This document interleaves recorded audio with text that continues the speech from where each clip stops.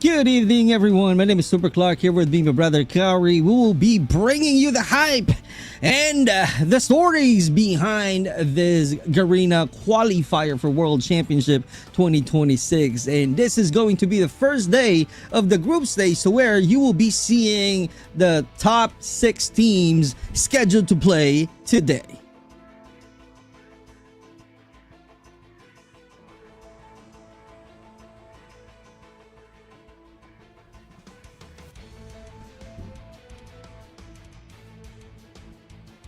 Let me just go ahead and check it. I think Kari is on mute.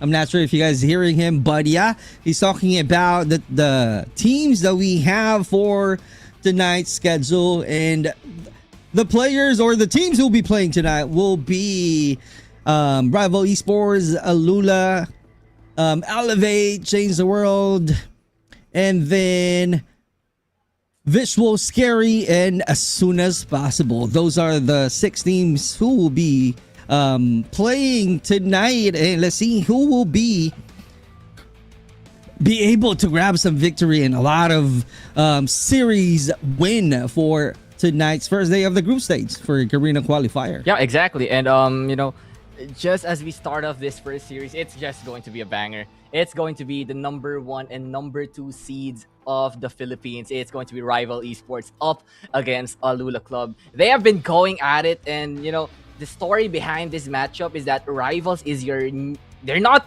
entirely new, but like their newfound roster, their newfound synergy has brought them to this kind of level. And them heading out this first matchup, I think it's just going to be a banger straight out of this Garena Qualifiers. This is where possibly going to see the level of competitiveness between the teams, since we're down to the last 6 and they are fighting for those remaining slots here for the World Championship Series.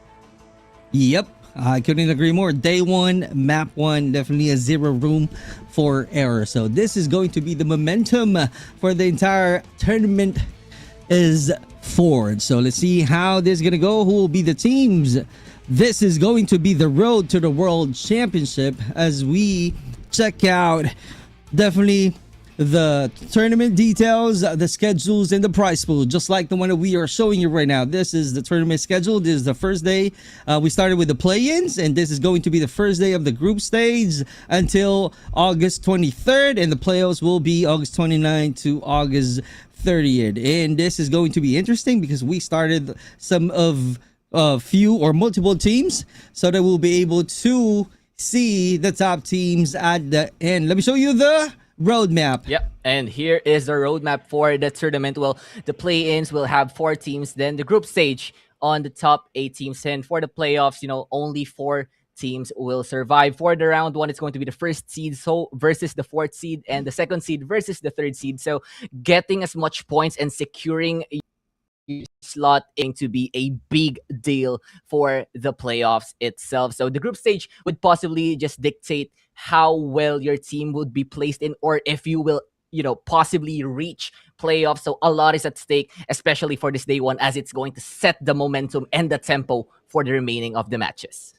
Momentum and tempo, and not only that, definitely there's a prize pool for this one. Oh, aside from knowing that you will be fighting against the best teams, just like the one that you are seeing right now. The first place will be getting $4,500. Second placer, $3,000. Third placer, $2,500. Fourth placer, $2,000. Fifth placer, $1,500. And 9 to 10 plays will be getting $1,000 each. So it's like a win-win situation for everyone. Yep, a win-win situation indeed. No one goes home empty-handed, but there is still the big prize at hand, and that is to represent Garena in the Call of Duty World Championship 2026. So it's not just a matter of prize pool, it's a matter of pride at this point. Right. I remember I am one of the casters for last year Garena World Championship 2025, to where Elevate lost the battle. It's so sad, but it is what it is. You win some, you lose some, and maybe this is going to be the year to where Elevate will be elevating against their performances to Q9 to grab again the championship, as we are showing you the participating teams for the group stage. Yeah, exactly. And all of these teams made it here for a reason. Yeah, all eyes were on Elevate since, yeah, they're kind of the Philippines' pride, former world champions. But with the new rise of ALULA and Rivals, and Oh, also interesting. the new team, VIZUALZ Carry, alongside with the other regions as well participating in this tournament, it's going to be a big rumble in, the hierarchy, basically, of these teams Oh, heading into interesting. this tournament. Yep, and that's going to be an exciting matches that we are about to witness for these teams who are joining our group stage, and then the four teams who will be moving forward to the playoffs. This is going to be the series one, the first ever series that we have for tonight. And again, we will have 6 teams who will be playing, and let's see if rival esports and ALULA will close out the series early, because you guys are seeing right now the map being chosen from Hacienda, starting with a hard point and slots for the S&D and standoff for the control. And let's see if there will be any fourth and fifth round, and that's going to be for Arsenal in Tunisia. Yeah. Basically, the highlight of this matchup would be those hard point matchups, since Hacienda and Arsenal could go either way. And here are the players, the Wow. head-to-head matchup, basically, brought to you by Call of Duty Mobile. And, ALULA, Rival, they are like neck and neck at this point. Yep. So it's just going to be who wants it more, and they would possibly take it, possibly the series. And I think that's going to speak a lot for both of these teams, as they want to establish dominance, that they are still the top 1 and top 2 of, the Philippines in itself. So a big match up ahead, ALULA versus Rival. It's going to get spicy. That is definitely true. And you mentioned about, having to establish early dominance. Are we talking about Rival Esports or ALULA Club? Let's see how this is going to go. If this is going to be for the Rival Esports, because they really need to be dominant for the first set, and so that they can set up a tone for the group Rival Esports. And for ALULA Club, let's see how this is going to go, because they really need to be high explosive tacticians, so that they will, somehow create their own status quo and claim their stake on this big stage, as we are about to start the first battle for the series. Yeah. First series of the day, and it's this matchup. It's going to be a treat, what a way to start off these qualifiers, basically. And we're just waiting. But if we're going to take a look at the teams here, Rival Esports, I think, if I'm going to explain them as a team, they are like a well-oiled machine. They just do every single thing right, from rotations to team communications. It just shows in their playstyle. But speaking of playstyle, here we go. Game number 1, it's ALULA versus Rival. Here we go. We are starting the battles. We are seeing right away, executing, shutting down, controlling as early as now. ALULA, Clove and Zai getting that knockdown right away. Yeah, and now Rival just trying to reposition themselves, trying to find a break into the point, but Lucazin just too deadly on those positions. But now Rival finally gets their first points up on the board. AG finds one, and it's going to be a slow-paced battle with whoever controls the top part of the map basically wins out this point. It's going to be a scrappy one. Neither of the teams are making very aggressive plays, but we are seeing a lot of action coming in from ALULA. Right, taking the control of the P1, moving on to the scrap time.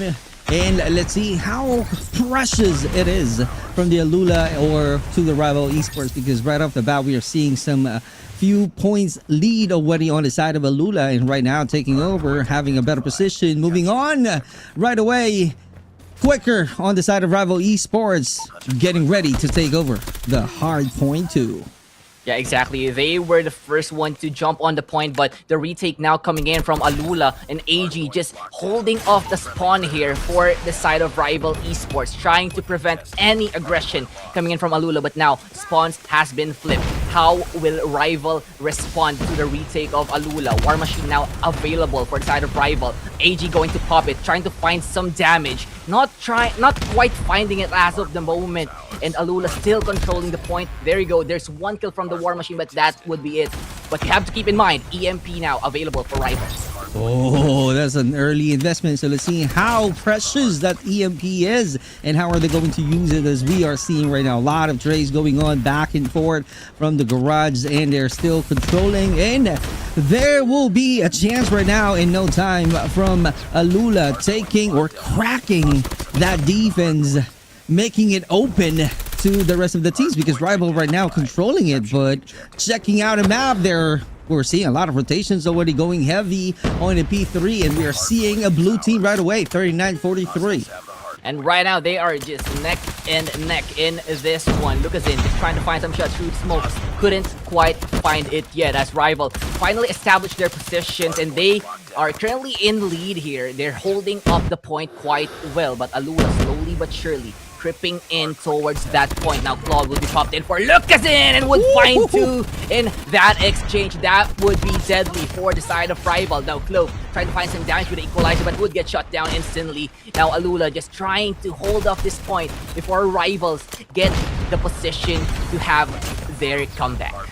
Clearly a money hill for ALULA Esports, 64-55. They're now leading because of the investment of the operators. They have the Claw, they got a War Machine earlier, but right now Rival Esports trying to do the same thing. Let's see how good they are, taking the control back on their team alone, but we are seeing ALULA not giving their chances, and right now is really a good battle, a neck-to-neck like you mentioned, brother, for this hill. And moving on to the P4 right now, so let's see how this is gonna go, as Rival Esports being one of the teams, or being the first one to grab the control, and a quick takeover on the side of ALULA.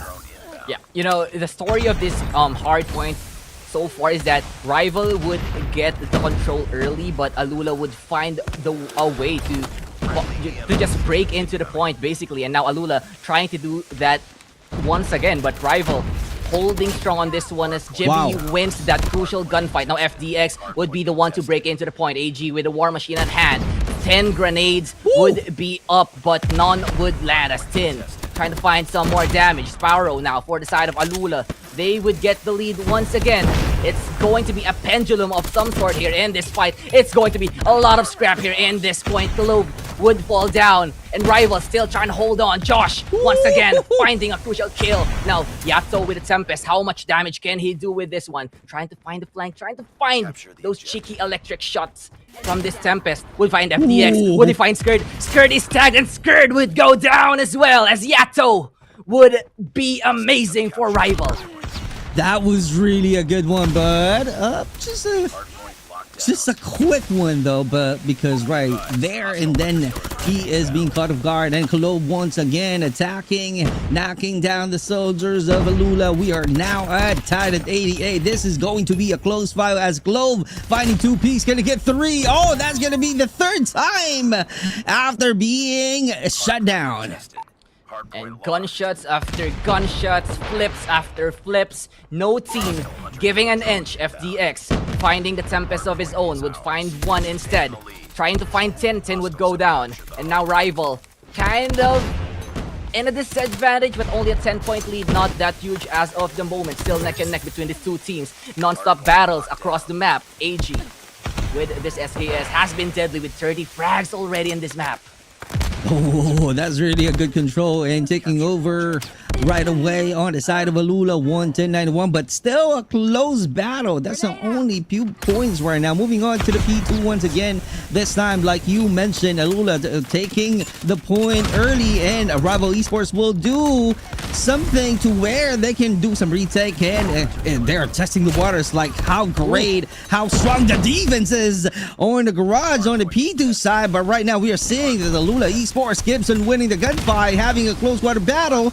Claw is really being evident right now, but he's not able to get one after using an intent with the equalizer follow-up. Oh my god. Now the spawn is in the hands here of ALULA. Let's see what they can do. Can they find the retake? Because Rival trying to hold on to this point, but 2 operator skills now would be invested for the side of ALULA just for the break. Skurd with Sparrow would find one but wouldn't find anything more as AG still continues to dominate. Holding down this site, holding down this point, trying to get as much point because slowly but surely ALULA is getting that advantage. Now the lead up to 30 points. Just before, in the past 4 points, it has been a 10-point battle, almost a no-point battle, but now ALULA trying, and you know, they're getting their groove already as Clove could find another cheeky takedown here as Josh will be taken down. Now, once again, ALULA on that strong vantage point where they are winning, you know, the gunfights and essentially getting a lot of time onto their hands. Now, Tempest would not find anything as FDX would fall down. AG once again, 35 frags, War Machine up and available, but ALULA slowly but surely getting the lead. I'm about to say that the ALULA knows already their position and somehow it makes looks like an easy, nice kill right away for the ALULA side, and that's the reason they keep on controlling the hard point and keeps them winning the possession just like this one. It's a good thing the Rival Esports managed to shut down the defense of the ALULA Esports, and what a comeback once again. And Yato once again using that elevation. So let's see how this is gonna go as we are seeing right now ALULA is definitely trying to somehow put a greater defense, but no avail this time because Rival Esports is doing something as we are about to listen how they... Bottom. Maybe open. Carry left. Hold. Pita behind you. Yato TC. Yato TC. Shoot. Yeah, one outer. One on me. One up is stable. Let's go. One TC. Stable. What's the TC? Yato. Keep it guys. Minus the ball. Red. Red long. One hand here. Last two. Patay to. Ready nga, pre. TC to pasok daw, dead. Ubus na, Clear TC. Clear. Pwede forward ah. Okay. May MP ako, pre, ha. Patay isang BS, pre. Kaya kapito. TC na ulit. Okay, punta ka dyan. TC dead. Ito lang, TC, tulap. Sa dalat, Dead TC. Nice trade. TC ka, ikaw na TC ah. You know, and just looking at those team communications, not much, you can't see that much of a pressure because they are still, you know, in this game basically. Rivals just, you know, keeping it steady, keeping it simple, you know, not being all over the place. And I think that's a good sign for them because they know that they are not out of this just yet. Now, Rivals, they need to find more scrap points because they are cutting down the lead of ALULA bit by bit. And if they do this consistently, they might take this away from ALULA. And once again, Tin is just finding kills after kills with that equalizer finally taken down. And ALULA now trying to regain control once again from that onslaught that Rival just did. Oh, that's interesting because ALULA, because of that comms earlier, you guys heard how confident they are, how come they are putting that call outs, and it really helps in boosting their confidence. They know for a fact that, you know, it's still a long way to go before they end and close the map 1. But the thing is, they're still not being pressured because of how confident they are. How they control the situation. Same thing with the Rival Esports though, although we're not able to hear them, but the thing is right now they're getting closer with in terms of the scores. Yeah, they are indeed getting closer, and this fight feels like an eternity, and this is a worthy battle indeed for the number 1 and number 2. No one giving an inch. Once again, we are seeing Rival, they are holding down this next point, but the question is, can they convert as much as they want to? Because ALULA somehow, someway keep finding those breaks, but Tin playing a big role here, cutting the rotations coming in from ALULA and making sure that Rival get as much time as they can on this point is proving to be such a problem because now Rival is closing in and they have just tied the match. Now 193 to 195. Would they be the first team to reach that 200-point mark? Now Skurd tried to break into the point. Here comes ALULA once again. Look at it. Popping the OS on both sides. 2 OS now invested for ALULA. Will this be the break that they find? There you go. 2 kills onto Clove and he is not stopping just yet. Equalizer would equalize things out for the side of ALULA, and Rival Esports, they are getting slaughtered in that point.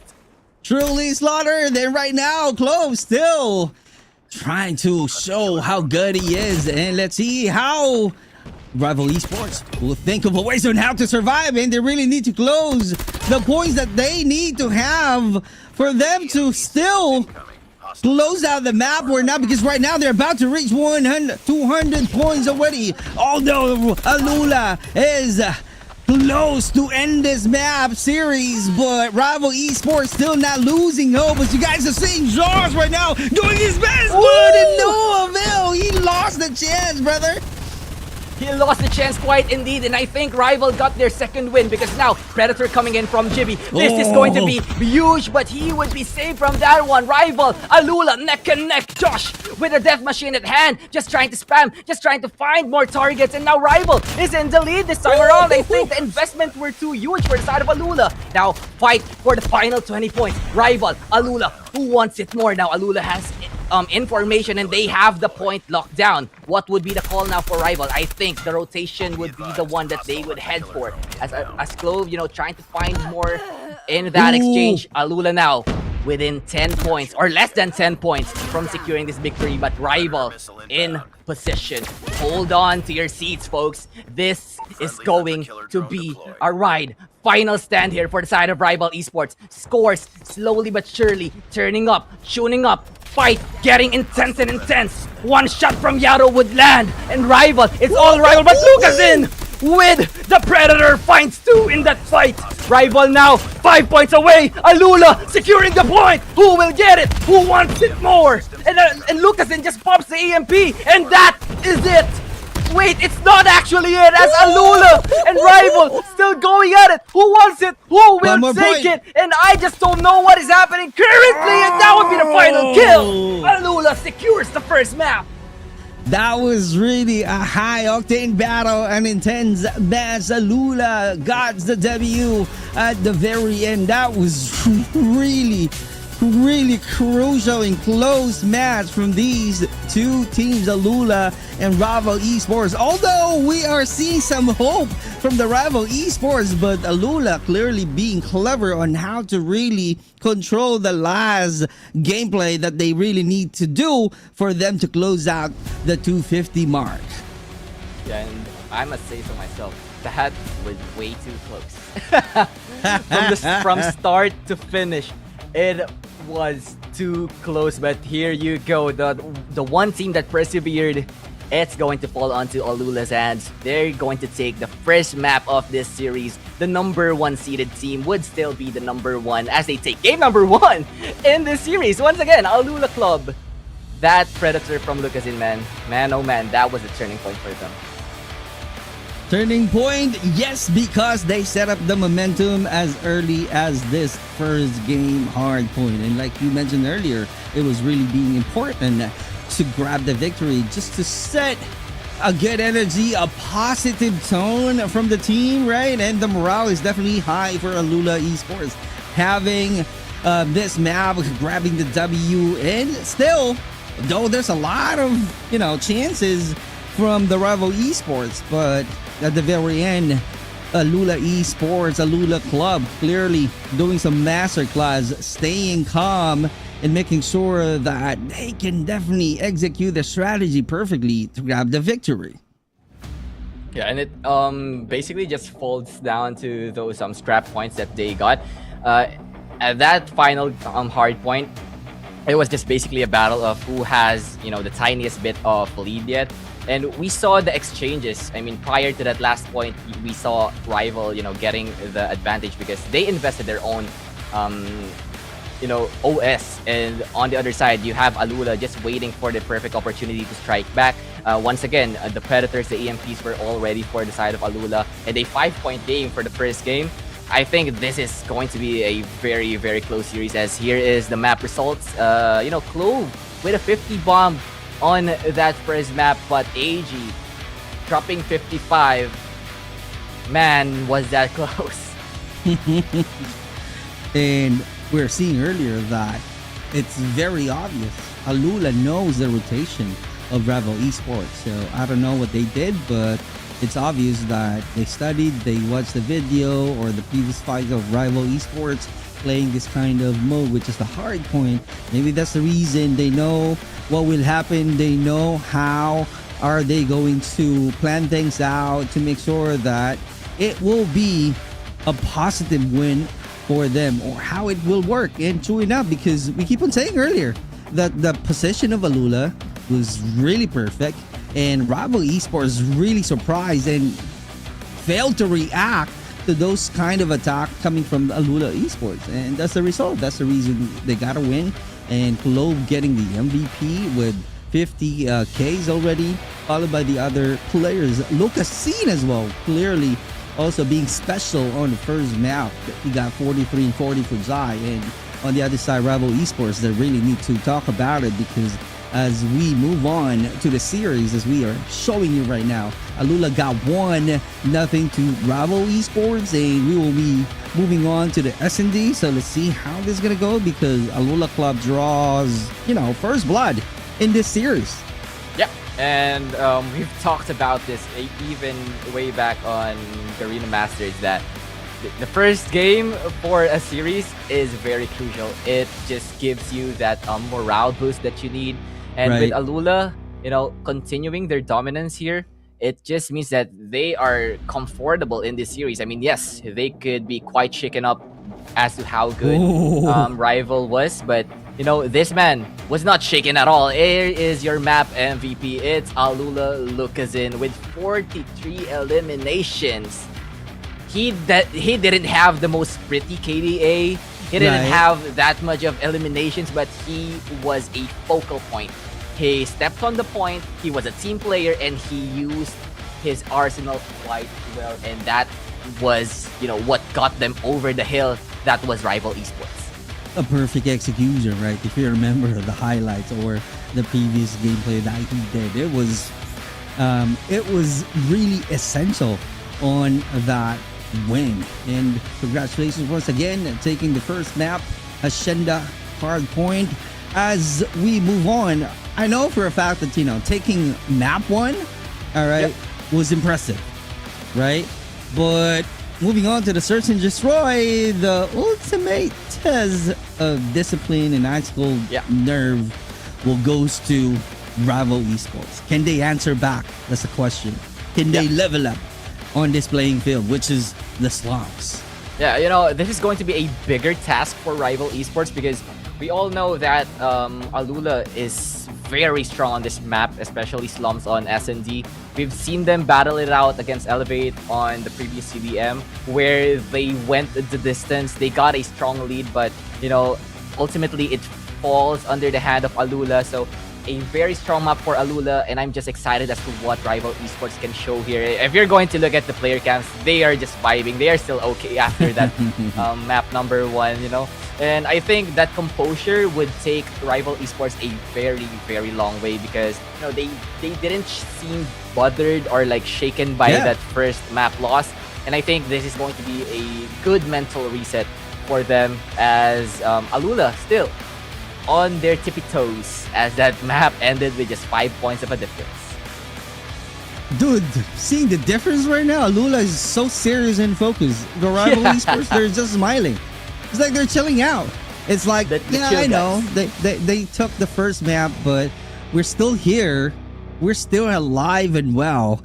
We can take you down. Moving on to the map 2, which is really, something where momentum can flip, right? On a single round. A single timing or maybe an error can bring the momentum down from ALULA Club. So let's see how this is gonna go as we start the S&D. Yeah, map 2 right away for both of these teams, ALULA and Rival Esports. Slums is a very, very tricky map, since you have to consider potential flanks, and it's basically a straight up gunfights here, but there's a lot of avenues. And look at the smiles once again for Rival Esports, securing that first round, setting the tempo and the momentum is going to be very, very huge for them. It creates a good in a positive energy, right? Even though you lost the map 1. Moving on to the map 2, it's like a complete reset, and we are seeing it now, because the Rival Esports got 1 as we starting another round.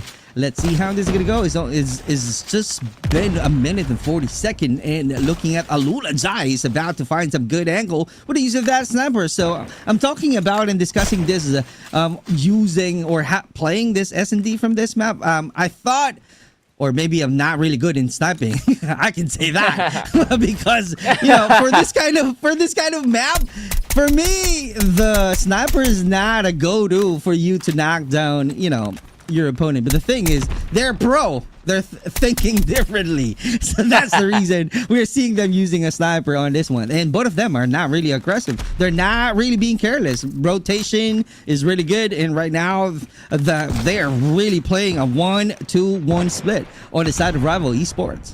Yeah, because essentially in this map, pickoffs is just a huge thing. I mean, you got rat hole, you got mid, you got fountain, you got a lot of space that you can cover. And I think the biggest responsibility here falls onto those snipers. It's Josh and Jai, going to be providing the team with the opening that they need. And I think, I just think that could be the start of something big as Jai. As soon as Jai finds one, ALULA were able to find something back. But Jibby is going crazy on that one, but he's going to get shut down by the SKS of Lucazin. The 3K was nice, but the finish for ALULA was much better. You know what I love doing this, casting the MP, and then when I play BR, I'm just copying what they're using, what weapons they're using. You know what? I have my own loadout using the Switchblade, bro, because I keep on seeing Switchblade being effective on MP. I just want to, put some attachment just for me to use some mid-range battle. But enough with that one, because we are starting another battle as we are tied at 1. Are we going to see some SKS action or maybe a Switchblade action on the side of Rival Esports? Long range SKS. Oh my god, I might copy once again the attachment, but who knows? But let's see how effective it is. But right now, we cannot tell. It's going to be a close battle, a 2-2 situation.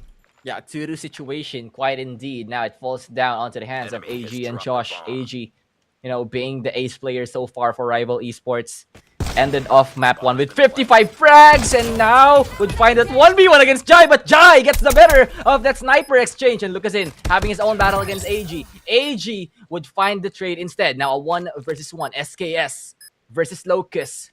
Who comes out on top? Will Jai find it? Would Jai stick and land the final shot? 50 GS at hand. Just tiptoeing, just dancing with AG. Yes, AG! Headshot! 2-2-3 would land into the noggins here of Jai as Rival Esports find their second round. He's really good using that pistol, huh? Okay, all right. I see you. Let's move on right now as we start another round with a 2-1. Let's see if they will learn something on that last gameplay. If the ALULA Esports will have something, but that was really two aggressive actions and a lot of back and forth right now. Good control on the side of Rival Esports. Rotation being made, and they got the sidelines on the side of Jai. Let's see how effective it is closing it, or he can definitely be knocked down in his surprise. Yeah. And with that opening coming in from Rival Esports, that was essentially, what set up the tempo, since you got ALULA spreading out, just trying to cover all 3 angles, the left side, middle side, and onto the right side. But, with Jai finding a trade-off, that is rough. Now, once again, number advantage onto the side here of Rival Esports. Will they find more? But look as it's just going to be trades after trades, cross maps after cross maps. Up until S&D, it's this close? It is a 2v1 situation right now. It's going to be hard for FDX to see how is he going to respond. That's a good control though, but you gotta be aware from your surrounding. Checking his 6, and he got 1 from his front.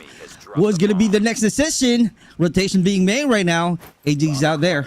Let's see if he can plant or not. 34 seconds to go right now, brother. Let's see how this is going to go. If AG will close out this battle, or FDX will be clever enough to quickly rotate and surprise AG. Yeah, AG just rotating. And, will the flank coming in from FDX finally pay off? He's trying to find AG, but AG just tucked in this corner. Would find a 50 GS, but FDX just quick on the trigger. Adding another round onto the side of ALULA. It's a never-ending seesaw of emotions with these 2 teams. 2-2. We are again tied. And again, it's like, We are sounding a broken record right now because we keep on saying that this is going to be a close fight, because it is really indeed. And right now, another round. This is going to be a crazy battle. We're just gonna wait right here, because in no time you will be hearing the comms of the Bravo Esports in 10 seconds while Globe is knocking down some of the players of Bravo Esports. And here we go. This is going to be a 3-2 situation. Who will it be? Pwede ata natin smokean tong cafe, boy. Nag-smoke ako, pre. Kaso binabaril ako. Yung pwesto nila pre sa cafe lang. Doon sa likod. Dito ba tayo sa'yo? Okay. Yung box doon, yung box sa... Good survival. It's card in close. Good idea. Have taken people making 8. I think they'll do great now, guys. Let's get to one fast. I'm not smoking ropes. I'm not smoking ropes anymore. Para direkta doon kay Lucas. Drop yun ah. Ito, patay din Ayun yun. na. Malis sila sa pwesto nila doon, no? Ating na, pre. Ingat lang, ha? Pwede ka pre. Wala ng kape, wala ng kape, pre. Hawak kape niya. Double din nag-wallbang, double din nag-wallbang. Hawak kape niya, hawak kape niya. Hey, last year. Backside. Yun. Go, guys. Go, guys. Backside that. Yeah, Josh, in the left side, maybe. Tin, maybe around si Tin. Kajay, around si. Maybe upstairs. I'm coming back to upstairs now. This one, right, Panjay. Trade it, no. Isa ata. Yan, trade. And you know, communication from both teams as steady as they are in this map, going back and forth. You know, once again, ALULA trying to find that small break, but Rival Esports, they are holding on. Jai would find the shot, and ALULA. Ooh! Ho, ho, ho. They thought they had it, but there is still one more threat coming in from the side of Rival Esports, equalizing things once again. Ooh. Yeah, not new. Yep, and we are seeing it from the previous games, and that's how good they are. And in terms of their comms, it's very chill and no pressure still. And they managed to show that they know how to read the positioning of their opponents, and that's the reason they're really good at right now. And we are tied at 4. Oh, that's gonna be a spam attack, and Lucasin right now changing approach, but Jai still holding on to the sniper as we are starting a minute and 30. Oh my god, What? how did you do that? What was that? Jai with the wallbang just finds Tin, and oh my, Wow. what was that angle from ALULA? And right now, I think what is currently happening here between ALULA and Rival Esports is that we noticed and we heard them talking, right, from their team Right. comms, and it's just adjustments after adjustments each and every single round. And with those adjustments, they are just finding the weakness of each other, and then it rotates, and then it happens again and again and again. And they're talking about doing a wall bang as well. And we Yeah. witnessed it. Imagine that one. Oh! Oh, this is going to be intense. This is going to be a 3-2. And yep, right now we saw how crazy it is. He knocked down 2, but also being caught. It is what it is. You win some, you lose some, but it's going to be crazy Okay, if you're able to 2v1. finish 3. But right now, this is going to be a 2v1 situation as Lucasin is about to rotate. This is going to be the chance right now to get another win from this round. Yeah, you know, they took that round and they did it wonderfully for the side of ALULA. You know, that 3 versus 2 situation could have been disastrous for them, but them just finding that flank angle and catching off the sniper off guard is essentially what opened up that round for the side of ALULA. That could have been, you know, kind of mentally taxing for the side of Rival Esports, because they Right. kind of thought that they got that in the bag, but ALULA somehow, somewhat pulled it all the way back. And now, last round, I think, before we switch sides, who will come out on top, or will this be a standstill between these two teams? Let's find out. Let's see and find out. I thought Jai will be doing the same wall bang. Because all of the viewers right now were asking, how? How? Why literally how? Yeah, let's see. But he's definitely grinding, spending a lot of hours playing this one, knowing what's gonna happen, knowing the angles, and that's what they keep on talking about from their own comms. and it's really effective. The synergy of the team is there as FDX knocking down another opponent. 2-1 player remaining on the side of Rival Esports. Yeah, and AG just trying to, keep the dream alive. He takes down one that cuts down the numbers of ALULA to just 3 players, but we are seeing ALULA playing side by side, playing the buddy trade system. Lucazin would be the next one to fall down. AG, can you actually pull this off? FDX just waiting in the shadows. What would you take him down? From a 3v1 now to a 1v1. Jai, AG, they have been at it ever since the start of this map. Look, I thought it had a wall bang, but you gotta watch your 6 and check your surroundings and make sure that you are definitely hearing the footsteps clearly, because that's gonna be the issue or one of the problems if you are using a sniper. If you are clearly making sure that you always close the sidelines. And Jai right now, that checking his back, but AG is about to do some clutch though, planting the bomb. Is this going to be tied at 4 once again? But Jai got an info. Let's see what's going to happen. How are they going to end this battle? Now, Hunter Killer at hand. Will this be the one that finishes off Jai? As AG finding him. They're just still dancing. Pro Stone fake. Pro Stone fake. Pro Stone fake! And that is going to be a takedown coming in from AG. Getting almost everyone from the side of ALULA.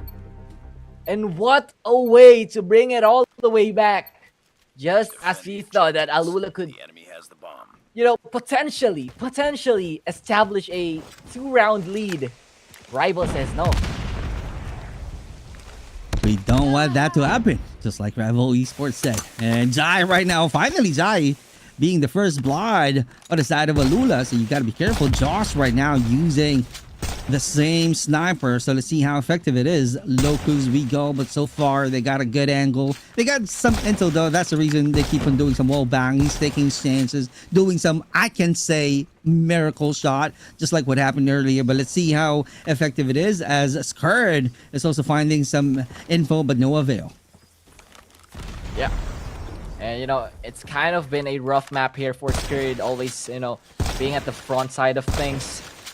And ALULA and Rival Esports, they need that point break. They need to at least establish a 2 or more round lead, so that this map would further on, find its way. But Josh finding Clove once again, now making it a 5 versus 3. Slowly but surely, they are snapping the necks here of ALULA in this round. 40 seconds left to work with. ALULA, what is the plan? As Lucas just trying to find some wall banks, but wouldn't find it exactly. And that is a huge nade kill coming in from FDX. 3-pointer. Wow. Yep. 3 points indeed. And they still don't have any intel. Finally, he got one. And his surprise though. And that's the reason we are at the 2v2 situation. Another knockdown right here. Let's see how this is gonna go. Yato, oh, you gotta be careful. You can check your right, sliding in. What a great dance move, but loses the battle. Just like that. Rival Jibby is the only player alive. Here we go. Oh, this is going to be a 1v1 situation though. You got to be careful though. Here we go. Jibby rotating. Surprise! Can he get a win? Can he finish it out? You have no time at all. But Skurd putting an end to that round. Great job, ALULA, once again. We were just talking about on how Skurd was having a rough map. And then he just, takes a round for ALULA. So good job, Skurd. But I think, this map is just only getting started as of the moment. Now, a fast push coming in from the side of ALULA, using down smokes, throwing down trophies. And I think they will have control over this B bomb site. But still, Jai trying to find an angle, but Josh would be successful in that takedown. Once again, an opening kill for the side of Rival Esports. All they need to do now is convert. And once again, even things up against ALULA. Right, they got the angle on the B. They got the control in the mid. And they got a control on the A side. So all of the angles on the side of Rival Esports, they control it. The question there, how are they going to end this battle? How are they going to make sure that they can win for any gunfights, and that's very essential on this round because they're losing 1 point from ALULA. Let's see how this is gonna go as we are seeing rotation being made on the ALULA side. Yeah, you can see a lot of blues on that B side of the map. Question is, can they get the plant down? If they do, I think it's going to be, you know, kind of a good look for the side of ALULA. Despite losing Jai, they got the bomb down. They can essentially just figure out spots as to where they can anchor this bomb from. Now 30 seconds to work with. Now pressure is on the side here of Rival Esports. They are going to be trying a flood here as 5 members could be pushing out. This is going to be an Avengers moment. In this case, folks, 1-for-1 trade. Skurd finds Yato, but Josh finds Clove instead. FDX on the flank. Wouldn't find anything, though, as that is going to be it for the side of Rival Esports. Once again, evening things up. Till now, they don't want to get separated. Clingy. These two teams are really clingy. I love the word. I love the word clingy. Yeah. This fight is clingy, my friend. right. Anyway, they started the same strategy, the same gameplay, which is putting some smoke so that they can rotate, so that they will surprise their opponents. And let's see how this is gonna go right now. This time, Rival Esports, they changed the position, 3-1-1 split. Oh, a 1v1 situation though from the side of 10. Let's see if 10 make it, appearing, knocking down Lucasen. That's really a good start on the side of Rival Esports. It might be 6-5, bro. Yeah, it might be 6-5, and this could be the time as to where Rival Esports finds their own momentum. And there you go, 2 rounds straight now for the side of Rival Esports. ALULA now the ones trailing. As you can see, once again, confidence, smiles for the faces here of Rival Esports. They know that they can hang. They know that they are still in this fight. And once again, will they finally be able to secure a round lead? Not just a round lead, but a 2-round lead. Let's see and find out, because right now, having Zai loses the battle early on the previous round is going to be effective defending the position of Rival Esports. They got 6 in terms of points, but right now they can just be consistent and do the same thing. They can do the Avenger gameplay, like you said, right? Or maybe because looking at a map right now, they're holding on to the B side, which is really good. They got that control. We still have 1 minute and 23 seconds. Yato is definitely provoking the ALULA. But let's see and find out, because right now they're at the respawn area and finding some perfect timing before they join and attack. But that's really the start of the match. As you guys are seeing, 101 right now is less than 1 minute to go. Pressure being made. So let's see if ALULA will make a move.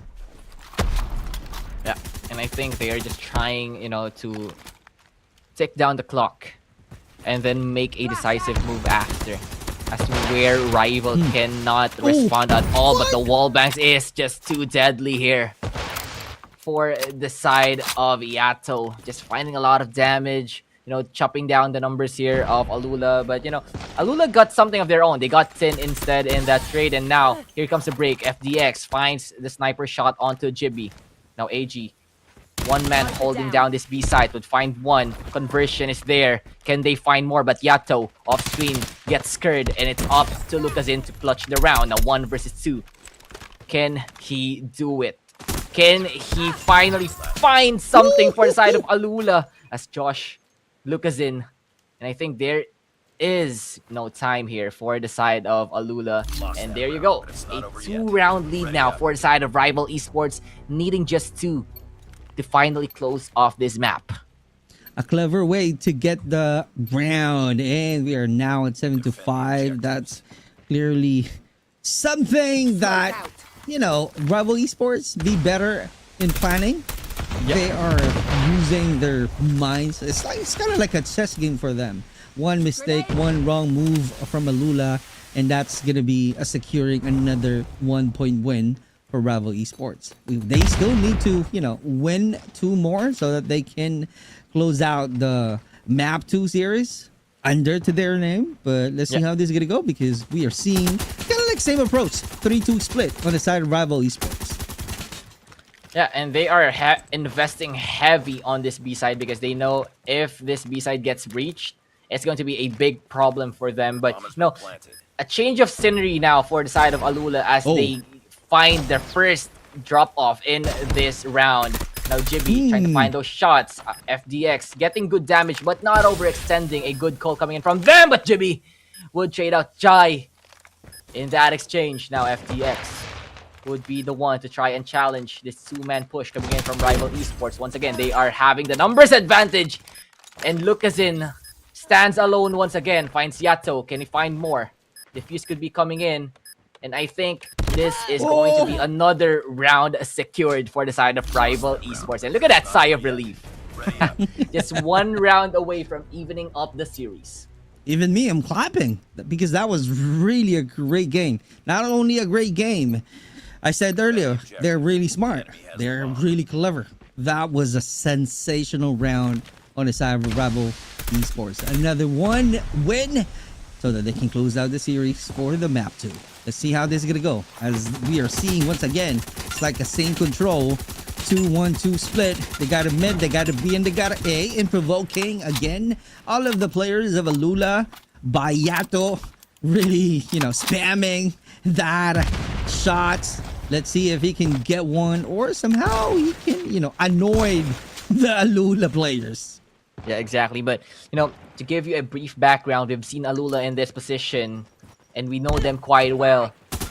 I have mentioned their battle against Elevate on this same map on S&D as well, where this is kind of the same situation, but they made it, all the way through OT and clinched that win. So anything is still possible at this moment. But Rival Esports, they're looking too clean as of the moment. I think they got the strategies down. I think they got the coordination down as well for this map.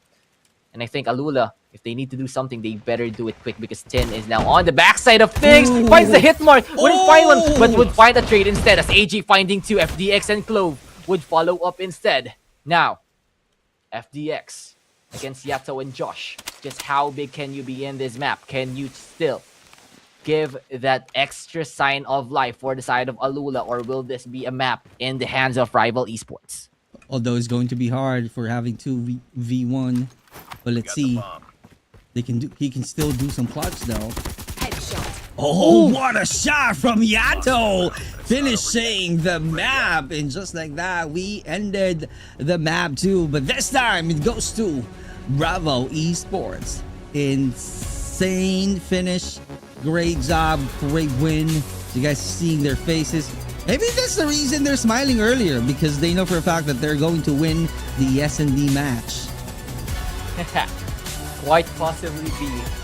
And this match, it was close from the first half, but after it switched sides, it was all a Rival Esports show, and they would be the map winner once again, pushing this series now to a 1-1. An even standpoint for both of these teams, and that mental reset now regained by Rival Esports. Now, the question is, would they be the one that is having, the momentum? Because ALULA, they lost like 4 rounds in a row in this map. Only for Rival Esports to just, completely take over and take it for themselves. This is essentially a very good win for the side of Rival Esports. We saw the adjustments, we saw the checks, we saw everything coming in from them. And that was the recipe to success, to finally taking down ALULA in S&D. Yep, great job, great battle indeed. Congratulations, very clever team controlling the S&D with the finesse. And although they started, somehow slow, I should say, because they're just trying to find their groove. How are they going to read the plan of ALULA? Once knowing the plan, it's like, it's like an easy win for them, like executing all of the strategies, doing some wall banks, spending some time annoying the players of ALULA, making their first move, and also being effective in any gunfights. That's the reason Rival Esports won this map for S&D match. Yeah, and I think ALULA, they got out-traded in every single round heading into that side swaps. basically Rival Esports just got the better of them in those gunfights where it actually mattered. You know, AG stepping up, you got all of the players coming in from the side of Rival Esports just stepping up, and basically ALULA was read like a book. Once they've established their coordination, once they have established their game plan heading into that side swap, it was a good game, a clean finish coming in from the side of Rival Esports. But still, you know, heading on to the next map, we have to talk about it. I think Control is a mixture of both, and we've seen how close they are. And I think who gets to match point first could just take this series entirely, as that is just too close for them to let up. And here is your post-map results. AG with 22-8, making this map look like it was hardcore. Indeed, because of the number of annihilations that he got from his bags. Clearly, I should say a top fragger and a huge help for the team alone. But not only that, I keep on saying this because they are really smart in taking over the S&D by how they control it, by how they strategize things up, how they control the mid, and having 2-1-2 split every round they have. And it's always works. In the moment that they need to adjust, a quick rotation that we keep on seeing from the Rival Esports, it's either on the B side, which always happens, or on the A side rotation. And the 2v1 or 3v1 situation from ALULA, to where they will at disadvantage, they're trying to, you know, ALULA side, they're just doing their best to really survive from that 2v1 situation. Like Kaori mentioned, that on that kind of situation, they're not always losing hope right away, because there are always still a chance to tie the scores and do the OT and grab a win like they did on Elevate. But the thing is, Rival Esports did not allow that. Here's the thing, for, you know, knowing your opponents for a longest time, you know what to do, you read their plans, and you execute and adjust at the same time. Like the one that we are seeing right now, brother Kaori. This is going to be the MVP, the smartest player for this map. Yeah, AG, man, he was just lights out on that map. You know, he was just everywhere all at once, you know, finding the punishes onto those overextensions that ALULA made, making sure that he closes out rounds as well. He basically did it all. Without this man, I think this could have been a very, very close map, but AG was the biggest difference maker in this S&D map, and, you know, a very rightful MVP. He has been on the top of the leaderboards ever since HP with 55, and now having 22, that's like what? Now 77 eliminations for AG. Man, is he amazing. He's definitely indeed amazing. And that's it. As you are seeing right now, the series 1, where ALULA Club threw the first punch on map 1 hardpoint, but Rival Esports answered the call, insert and destroy on slums, and definitely with complete resilience. So let's see how this is gonna go. Moving on to the stand-up control, which is really a unique mode that we have in Call of Duty Mobile. Yeah, you know, standoff, the OG map, of course. A lot of firepower would be showcased in this one. Imagine if Hacienda was already chaotic enough. I think standoff would give more of a bang. We've seen a kind of a slow-paced, steady game with slums, and now heading on to standoff control. Getting control of this vantage points would be crucial, and I think it's a very 50-50 sided map. It's very even if you're defending or you're attacking. You know, it all falls down to the use of those operator skills. I think it's going to be a huge factor here, because that is basically where you get control of a certain point, or like get the spawn traps, because in control, spawn traps is a very, very big thing. And whoever or whichever team finds it, I think would have the edge for this next map, as they are neck and neck currently, 1-1, you know, close matches all across the board. But once again, balance would be broken in this game number 3. ALULA Rival, here we go once again. All right, we are starting the battle. This is going to be the essential map to close out the series and be able to take ahead of this battle, as we are seeing 10 right now with the lives that they still have. They still got 28, a huge lead that they've got on the ALULA side. Yeah, and now we can see the life advantage into the side here of rival esports, but that would be cut down instantly by ALULA, making it 23-23. Jibby trying to make work of that site. You know, just trying to find advantage point. And once again, we are seeing now a potential spawn trap, but a lot of players is pushing towards Jibby, and that is just too huge of a flood for him to handle. But on the other side of things, rival esports making their way in. Now 50 seconds left to work with. If they get a point, they extend their time. Therefore, more gunfights could be happening. But Lucazin just preventing rival esports from getting to those points without them paying a big price. Now the smokes could be a huge thing now for rival esports. They need the time, they need to find something, because ALULA, they are taking control, and Lucazin is just all over the map. He got 2, he got 3, definitely on fire. Yato right now, let's see if he can put a stop on that kill feed. We keep on seeing the Blow team appearing in our killer feed. Globe once again getting AG and 10. Joss lost the battle to FDX. GB right now trying to do some revenge. He gets 1, loses on Lucasine once again.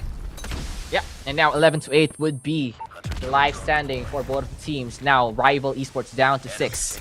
Potentially, you know, finding their last 5 lives, and they need to play this one to perfection. They need to each get 2 kills of their own for this to all work out. But ALULA, they are swarming this site. A site now being held on by Jibby. The 2 versus 7, is it still doable? Is it still possible? I mean, it's 10 at the end of the day, but Lucazin, headshot would find it to close the first round now for the side of ALULA. A strong start for them. Time for the next one. Clearly a strong start for ALULA. Lucasine definitely is absolutely locked in. He's definitely unfazed. And he came out in round 1, control swinging. An absolute hammer. So let's see how this is going to go. What a shot out there. And Zai right now, can he get another one? 10. Scared, and Lucasine is definitely about to help out with the possession, but loses the battle. That was really a good counter on the side of rival esports. 26-24 is our score. Yeah. And now operators would now be invested for both sides. I mean, Yaro would be the first one to pop off a Tempest. Still got 4 shots in it, but Lucasin quick to shut down Yato with that SKS. Annihilator still available for him. Now ALULA, can they make good use of their operator skills? Can they find those trades? And 10 with the equalizer, that is going to be a huge shutdown coming in from the side of ALULA. FDX pushing forward, and once again, operator skills not finding value for both teams. And time is ticking for the side of ALULA. Scared now, popping the death machine, finding Tin and going towards the spawn, but can he find more? This could be the breathing room that ALULA needs, as rival esports, they are holding on, and they are holding on quite well, as Lucasin pops up his Annihilator as well. They are trying to look towards B. Lucasin finds another with that shot. Still got 2 bullets in the chamber. And rival esports forced to just react on that one. And this could give ALULA additional time if they can somehow secure this A site. AG now, Annihilator of his own, will try to find the answer. Now 12-12. Will this be the extension that ALULA needs? Now, AG could be the big factor here, but there you go. Additional time now, 1 minute onto the hands of ALULA. It's going to be a reset for both of the teams. And he would get taken out. He didn't clear the corner. And 9-9, neck and neck for both of his teams. Scared once again. And ALULA just firing on all angles now, and still Scared. This man is fearless, ladies and gentlemen. And ALULA, just like that, breaks into the B site.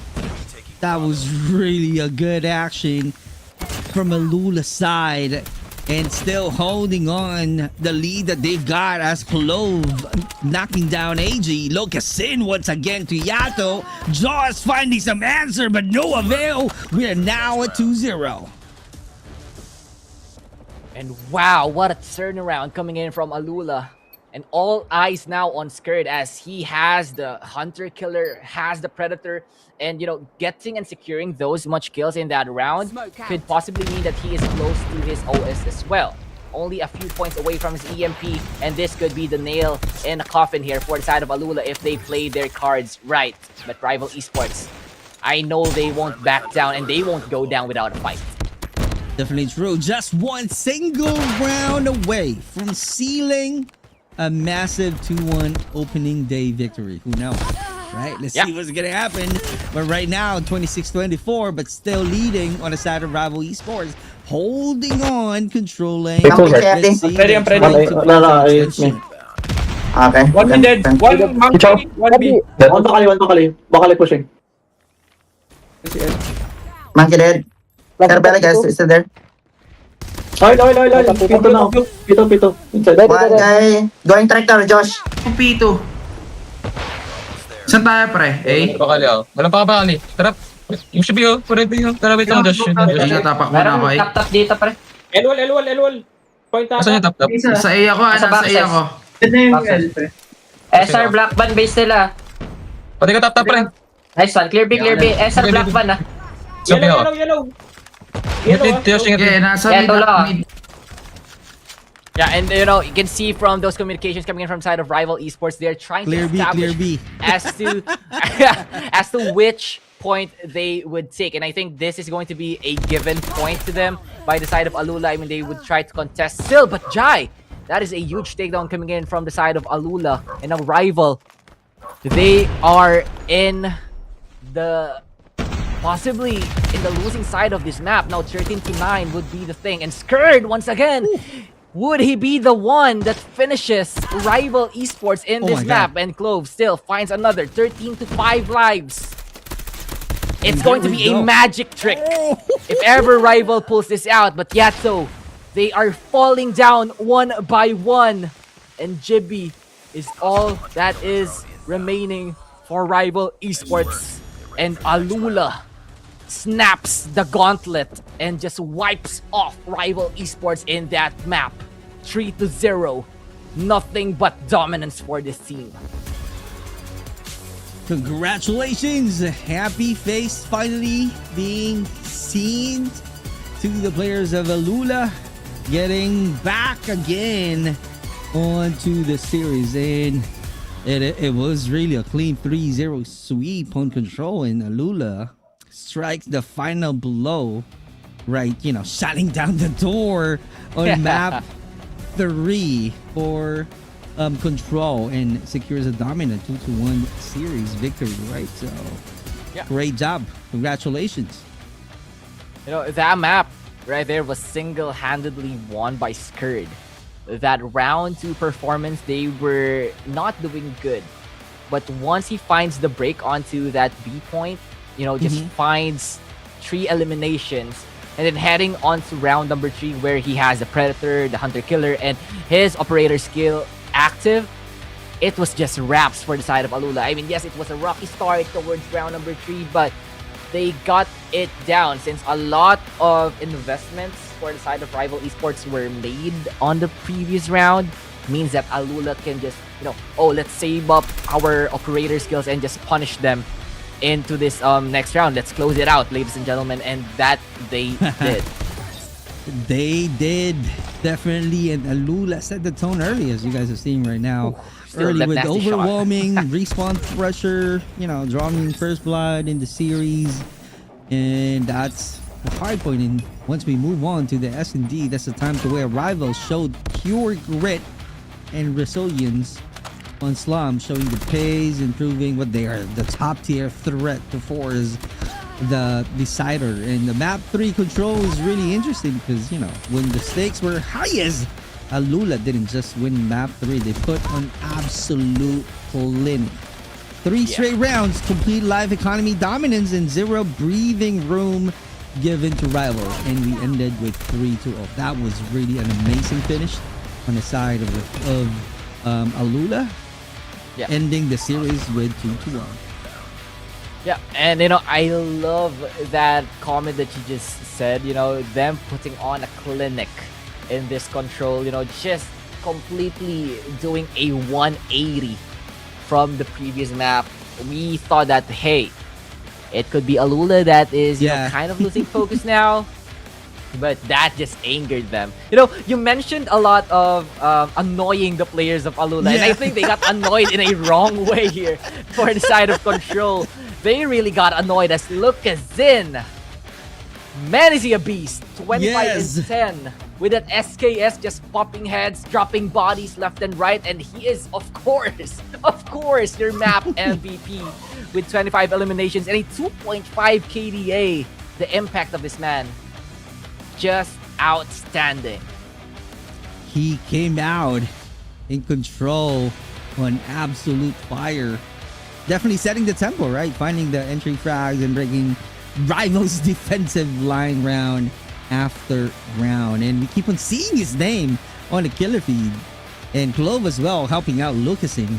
And that's the reason they got the victory at the very end. Essential definitely performance and a phenomenal performances for Lucasin. You won't be able, or I should say you cannot talk about this series without highlighting the performance of Lucasin, because he is clearly amazing. Yeah, he is a one of a kind, and his addition to this ALULA squad, you know, it's basically just putting the Infinity Stones all together, you know, and the harmony of this team with just one snap of a finger. Trios rival esports in control, but a completely different story in Arsenal, because here it's not just about the firepower, it's not just about who is the better shooter. Here in Arsenal, there's a lot of avenues, there's a lot of pathways that you can take towards the point, but what matters here is the team coordination and their map mastery, because Arsenal is known to be one of the hardest hardpoint maps in competitive play because of its complexities. And if we're talking about complexities, I think both of these teams showcase it very well. But we know Rival Esports a better team when it comes to those cohesiveness, when it comes to those teamwork. And I think it's still going to be a 50-50 fight, but it would be fantastic to see if we're going to be having a first Game 5 for the first series of the Call of Duty Mobile World Championship Garena Qualifiers. Let's see how this is going to go, though, because this is just the first series of tonight's battle. This is once again the Garena Qualifiers. You guys seeing the faces of Rival Esports and ALULA Club, and getting the W. Just to remind everyone, if you just came in on our broadcast, ALULA got the win. They close out the map series, and definitely with a bang. And right now you guys are seeing them for this match. What a battle indeed. What an incredible start of the day one for Garena Qualifiers for the World Championships 2026. Let's see how this is gonna go as we move on our day. Let's see. Yeah, let us see indeed, as ALULA would be the first one to establish themselves onto this point, you know, planted their feet already, but the Rival, you know, finding an answer back right away, and they would take it instead. Now, they are handling this hard point with no problem as of the moment. They got all entrances secured. FDX would get taken out once again, and Jibby now on a roll, having a Predator missile on the ready. That would be very, very useful for the upcoming kills. And now EMP as well. He is just on a tear. 6 kill streak for this man. Make that 7 for the 7 points of ALULA on the board. ALULA once again clearly trying to prove that they can definitely close out easily this series. And although in terms of the points, Rival Esports is definitely leading, but the thing is, on those kind of annihilations, controlling and shutting them down, they can find the groove once again and carry out or replicate the performances that they did on Control. Yeah, they could, but as of right now, Rival Esports, they look like a different team once again. And ALULA now taking control of this hill. Look at player number 5 for the side of Rival Esports, could be making the biggest difference. AG trying to find some kills, he would find one instead. Now, Position still in the hands of ALULA. How will Rival Esports find the break? Jibby finds 2 with a claw. He is just on a tear in this map. Skurd would try to challenge. Skurd would find it. Look at it. It's all ALULA on the board now. And I think we have gone and looked at it. Look at it. It's a complete 180 now for the side of ALULA. FTX together with the whole team of ALULA just holding down the fort. Tempest now would be invested. Points 1 and 10 would pay the price. And that is the equalizer shut down already for the side of Rival Esports. Once again, ALULA taking back the lead. It's once again the pendulum of these two teams hanging in the balance heading into this hardpoint map. Just like the same or the first game we did. It was a close battle, as you guys seeing right now. We are seeing a blue hard point to where it goes to Rival Esports. So it's a matter of time for ALULA out there thinking on how to break the defense. And Skurd loses the battle for that attack. And crazy explosion. Globe right now trying to make a play. Even if there's a cloud of smoke being thrown. And 10 knocking him down. Crazy. ALULA Globe finally lose the battle. And Zai is out there about to do some retake. How long are they going to have that hard point? That is something that we need to find out, because we are keep on seeing the nades being thrown and definitely trying to start a huge damage. And right now, ALULA still leading and controlling the hard point. Yeah, and that was a good control coming in from the side of ALULA, just not giving the advantage when it comes to the spawn. And now for the next point, I think it's still ALULA that got the best of it. They are now in position, but look at player number 3 for the side here of Rival Esports, trying to find that break, trying to get the spawn for their own. And I think it was successful for the side of Rival Esports. Now AG making miracles happen, but now Rival finally gets their hands on this point.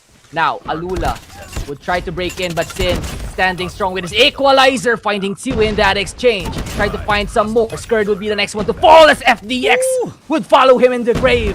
Tin holding the fort down for the side of Rival Esports. Now the equalizer is gone. How will this play out? Once again, ALULA trying their best, but Rival Esports still holding down, still trying to prove that they are still in this match. But FDX with the Tempest quite electrifying in those exchanges. Jibby! Oh no! The claw would find no value as ALULA would find the scrap time onto this hill. You know, rotations would be made for the next one once again. And I think it's Rival Esports that got the advantage. It's only Jai to hold it down, and Jai would be taken down. Now, Rival Esports holding this next point. Can they hold long enough for them to actually make the game closer? That's going to be interesting to see, because it's going to be hard, supposedly, for the side of ALULA. But right now, they're retaking it clearly. Easy. We are seeing some knockdown, although Yato is still inside of the hard point, though. But there's a lot of nades being thrown and still putting some control on the entry point. And just like that, can he get 2 Bs? But Yato lost the battle. And Sparrow being invested. And this is going to be ALULA once again, putting that trophy system for the defense. So let's see how long can they ALULA be able to stop the Rival Esports making a point, controlling the situation. But so far it's going to be a miracle on the side of Rival Esports. This is going to be another rotation for the Rival Esports, taking their chances. They need to be early, but I am seeing yellow players once again getting closer on our P1 reset. Yeah, P1 reset now in the hands of neither team. All of them on scattered positions. You see all of the nades being thrown out. Now it's going to be a battle of who will find the first control here for P1. Now Jai with a War Machine just clearing out those vents as to where the players of Rival Esports could finally show themselves. But Lucas in with the claw as well would be very deadly. They need to be very careful with this one. ALULA still holding on to this point, but we are seeing a lot of blue on the map. But they would get wiped out by the Jai Lucas in duo. This is way too deadly. That is just unfair. And now I think they are signing up for their own demise, as there is someone waiting for ALULA. Lucasin would find 10, and it's just the ALULA show for P1. Rival Esports, they are stunned, possibly got hit in the jaw, and they need to find answers quick. really need to find some answer because Lucas here right now is definitely on fire with 31. Can you imagine? And Skirt with 20. A lot of great scores and number of annihilations on bags of ALULA. And right now we are seeing the point with 191 to 107 as we move on to the P2. We're seeing yellow team once again about to take over. So this is going to be hard and difficult for the side of Rival Esports. This is going to be a miracle. Let's see what kind of strategies that they still need to show or have in store so that they can still have a great control and close the points to ALULA or somehow take the lead, because right now with the investment of that operator, they got a little bit of control right now, but still the offense being made by ALULA still being strong and taking this hard point. But right now Rival Esports, they're checking the entry point, brother. 10 finally putting a stop and also being caught off guard. That's really a trade. Back and forth we go. Yeah. Signs of life here now for the side of Rival Esports. You know, that was a huge war machine coming in from the side of Rival Esports, just securing that point. I thought that was a meat grinder of ALULA waiting for them, but no, Rival Esports actually finds the break. And if you're going to look at the feed, there is still 2 players that has operator skills on the ready. It's going to be Tin together with Josh. You know, so they would try to find this breaks as Tin now pops off the equalizer, trying to find some trades, trying to find something here, but Clove would be there to shut him down. And now ALULA, once again in control. They have made huge progress with this point. Can they replicate the same success that they have now? Jai with a war machine would find 1. But we get shut down, still finds 2 in that exchange. That is still huge for the side of ALULA. Now they only need to hold on for the entirety of this point for them to close out this series. Now Lucas in, just trying to find those shots on the backside of things. And FDX trying to find a sneaky Tempest connection. He would find so. And ALULA still not quite able to close out this map, but points is just pouring in for the side of ALULA Club. Rival Esports, they are scattered. They are looking for answers, but answers cannot be found as of the moment. Jai tried to fight for it. Rival Esports finds the scrap, but ALULA prepared and ready for the next point. How will Rivals break into this? They have no operator skills. All that they have is their guns, their willpower. How much do they want this fight? How much will they fight for it as ALULA marching forward, securing the point? 3K now for the side of ALULA Club. AG with the war machine finally, but would get taken down. ALULA still in the hill. Rival drowning, and they are just trying to find any means necessary to fight back in this map, but ALULA just won't give them the opportunity. And that opportunity will be ended just now as they're reaching the 250 mark. Congratulations once again. What a great performances on the side of ALULA, closing the series to 3-1. They are really owning the map, going back to the hard point. That was freaking amazing, especially for Lucasin. He is clearly on fire. I think he got 30 plus points there. Yeah. Lucasin, man, once again in that map was just outstanding. And you know, here's your map winner and your series winner. ALULA closing out the series 3-1 against Rival Esports. They looked shaky on that S&D map, but once it comes to those spawn games, they were just on top. And they, you know, they just proved why they are the reigning and defending champions from the previous tournament.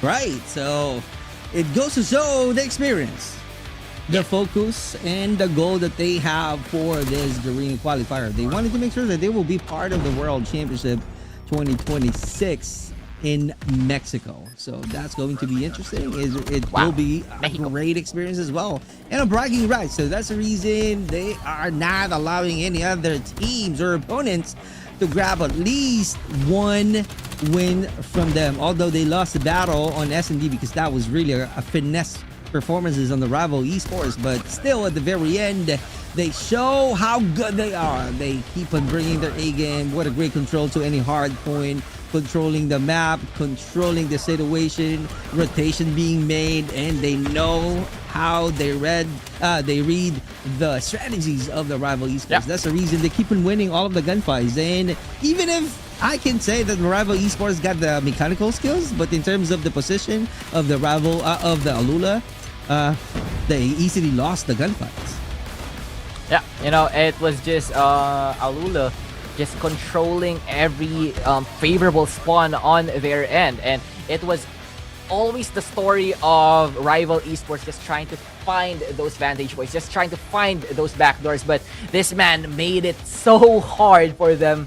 Your map MVP, Lucazin, back-to-back from control now to hard point.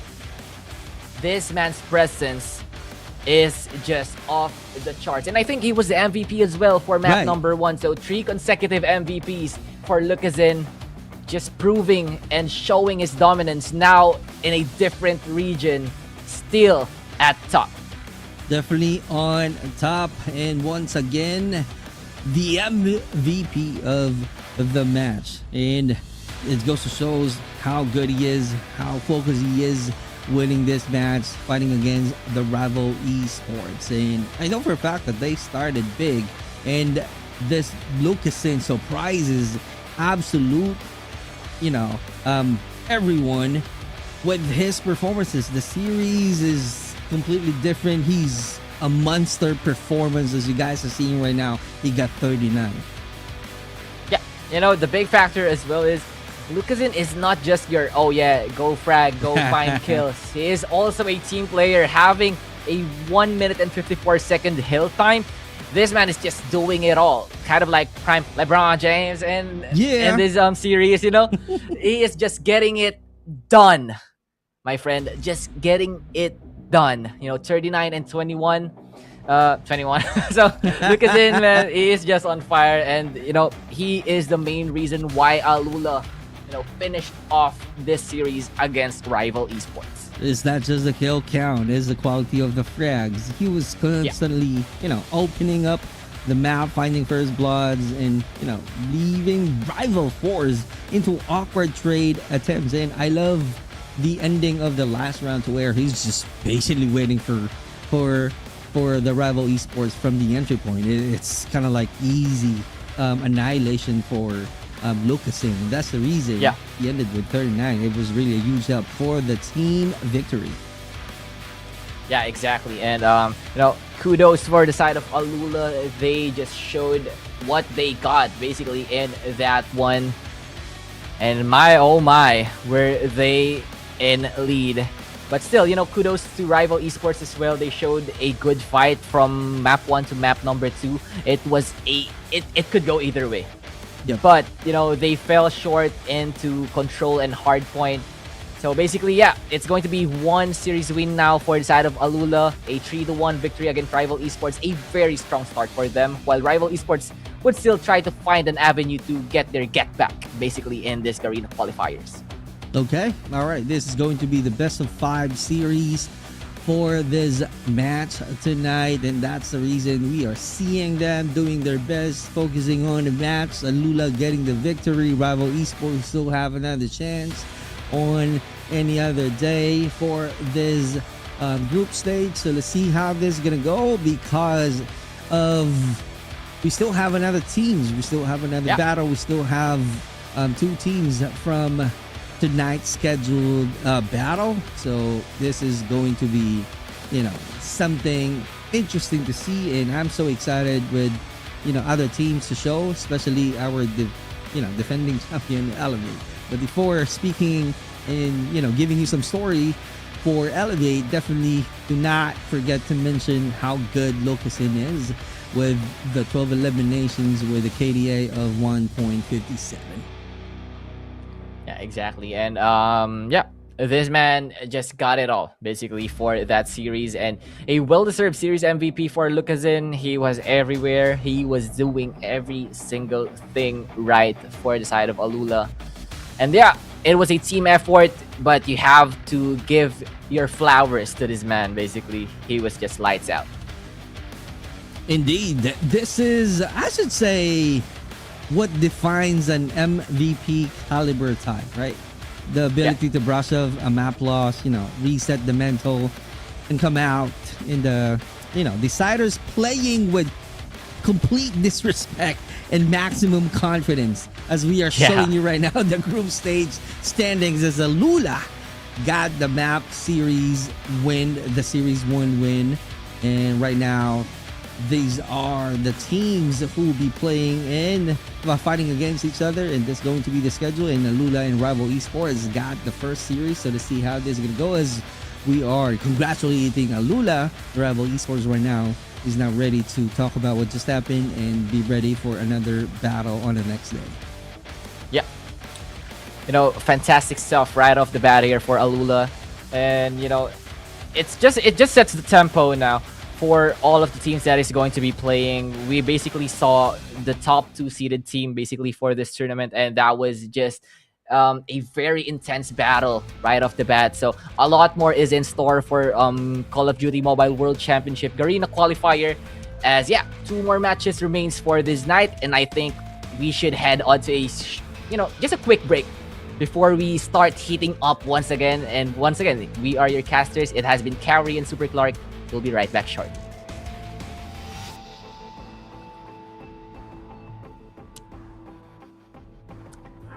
All right. Here's what's gonna happen before we go on break. Just somehow give you some story on what is happening. Although for a fact you guys know already that ALULA got the win, and Rival Esports clearly spending some time talking about what just happened, reviewing the match, going back to the drawing board, talking to their coach, letting the coach lead the discussion on how are they going to improve fighting against their next opponent, which happens to be the Changed World, which we all know the Changed World will be playing against the Elevate today, if I'm not mistaken. I think they have on a schedule. Elevate. Changed World will be fighting Elevate today. So let's see how this is gonna go, because if I'm Rival Esports, I'm going to watch this battle, this series fighting against Elevate, so that I can learn something new and I can plan things out moving on to the next battle tomorrow. And speaking of the next battle tomorrow, that's going to be the next, because again, the next thing on what's gonna happen would be our quick break. We'll be right back. Fine.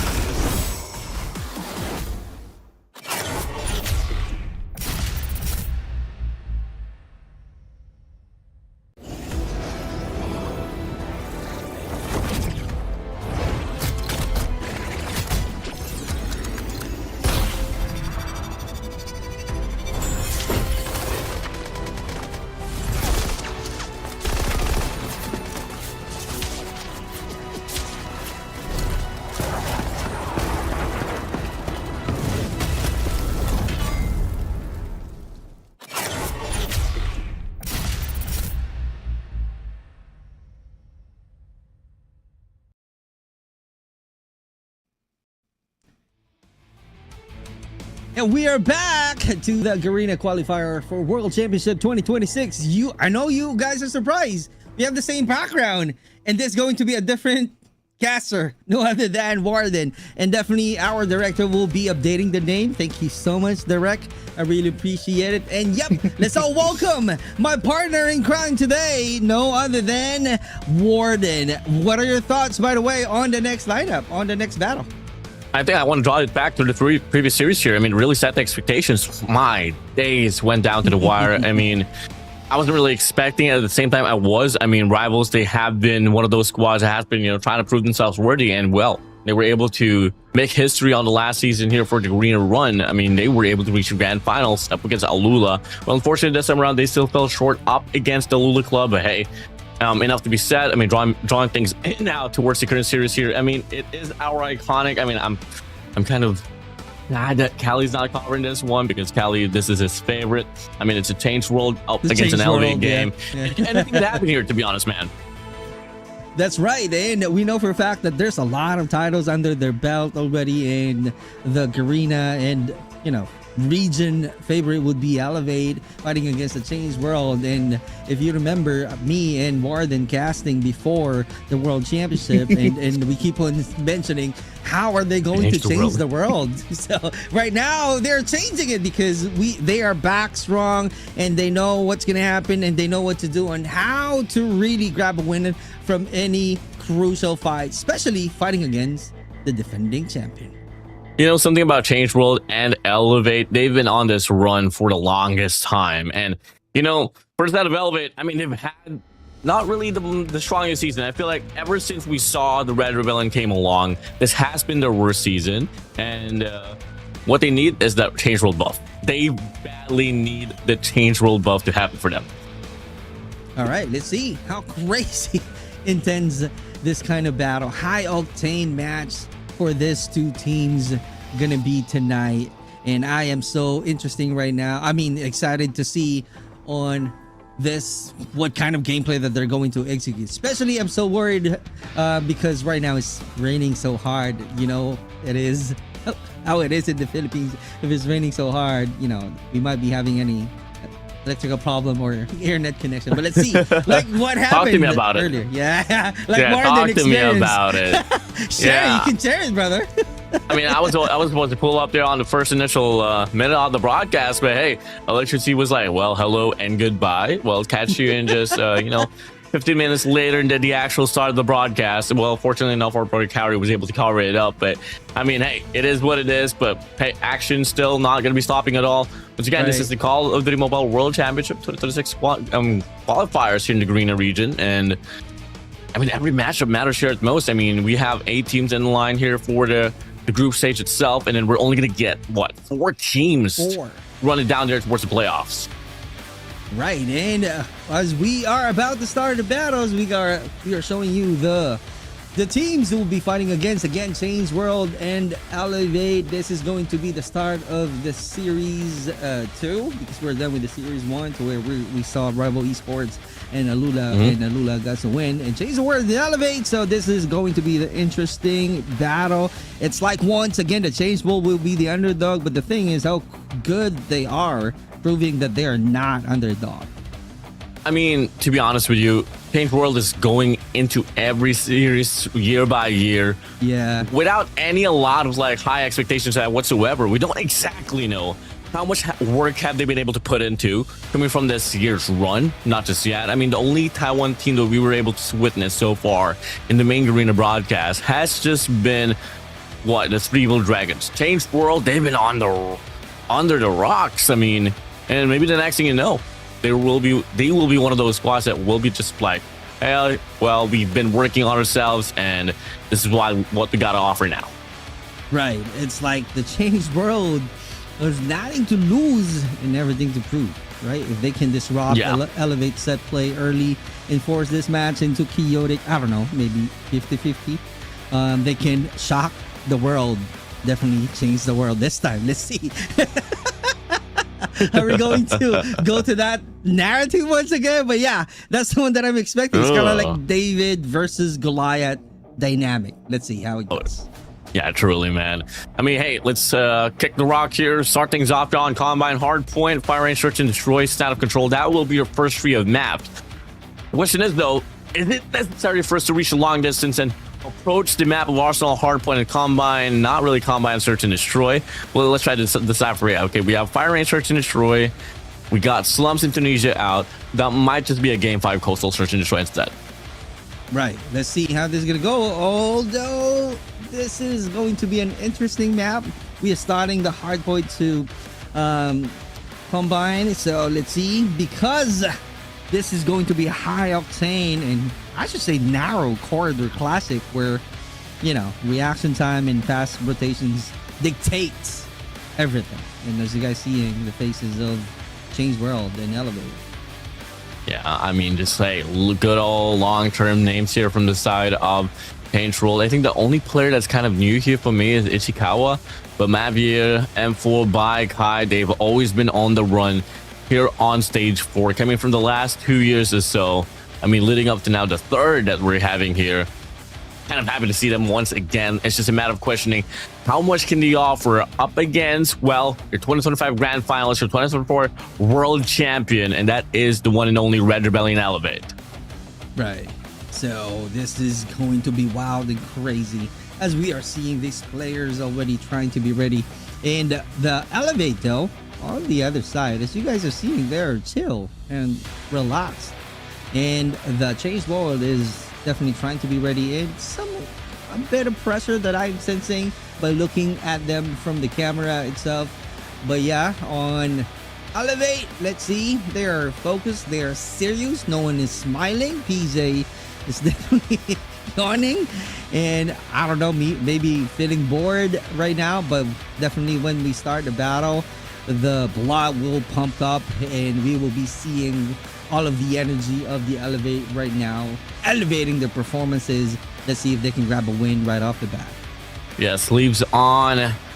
Game's locked and loaded. Soon enough, we're going to be loading inside of this game. I mean, Elevate, they've had it rough. Losing top 8 for the first time on the last run for CDM is a bit of a shocker to them. We've only seen them, go around the routes of being the top 3, top 2, or the grand champions of every tournament leading up to this moment, coming from the last almost 3 years or so. So they got a lot of things to back up to if they want to try to put themselves on the rightful podium once they were in. But for the side of Change World, man, I mean, might just be, might just be, you know, somewhat of a, might just be, you know, a bit of a question, but we'll see about it here soon enough. Right. So let's see how this is gonna go because, well, we know for a fact the experience is there. The Change World is also, you know, nothing to lose, but they need to prove themselves to everyone on this series. Now, the planning will be difficult on how are they going to fight back and have a decent match to the Elevate team, because we know for a fact Elevate, although they keep on losing or right now being the second placer from any matches, from any tournaments that they join in, but the thing is they're still confident that they will still be able to be part of the World Championship 2026. But the thing is, how are they going to do it? By showing how skilled they are, how focused they are. Oh, let's get it on. Players ready. Game face is on. And here we go. Here's number 2. Welcome everyone to the Call of Duty Mobile World Championship 2026 Garena Qualifier Series number 2. It's Change World from Taiwan up against the one and only Red Rebellion Elevate. And Change World on the other side right now, starting to pop up with the thing. Yopi stopping it right away. What a great control on the mid. That's a P1. Definitely goes to Elevate 8-0. Yeah, nicely done here so far. Mavir, so far, nicely done in regards to the hill time. A bit of a back and forth here for the side of Change World and Elevate, but hey, Elevate the Red Rebellion. They put themselves here rightfully inside of the hard point in a bit of a slight incremental lead here, but Change World, they do have the better side of the spawns.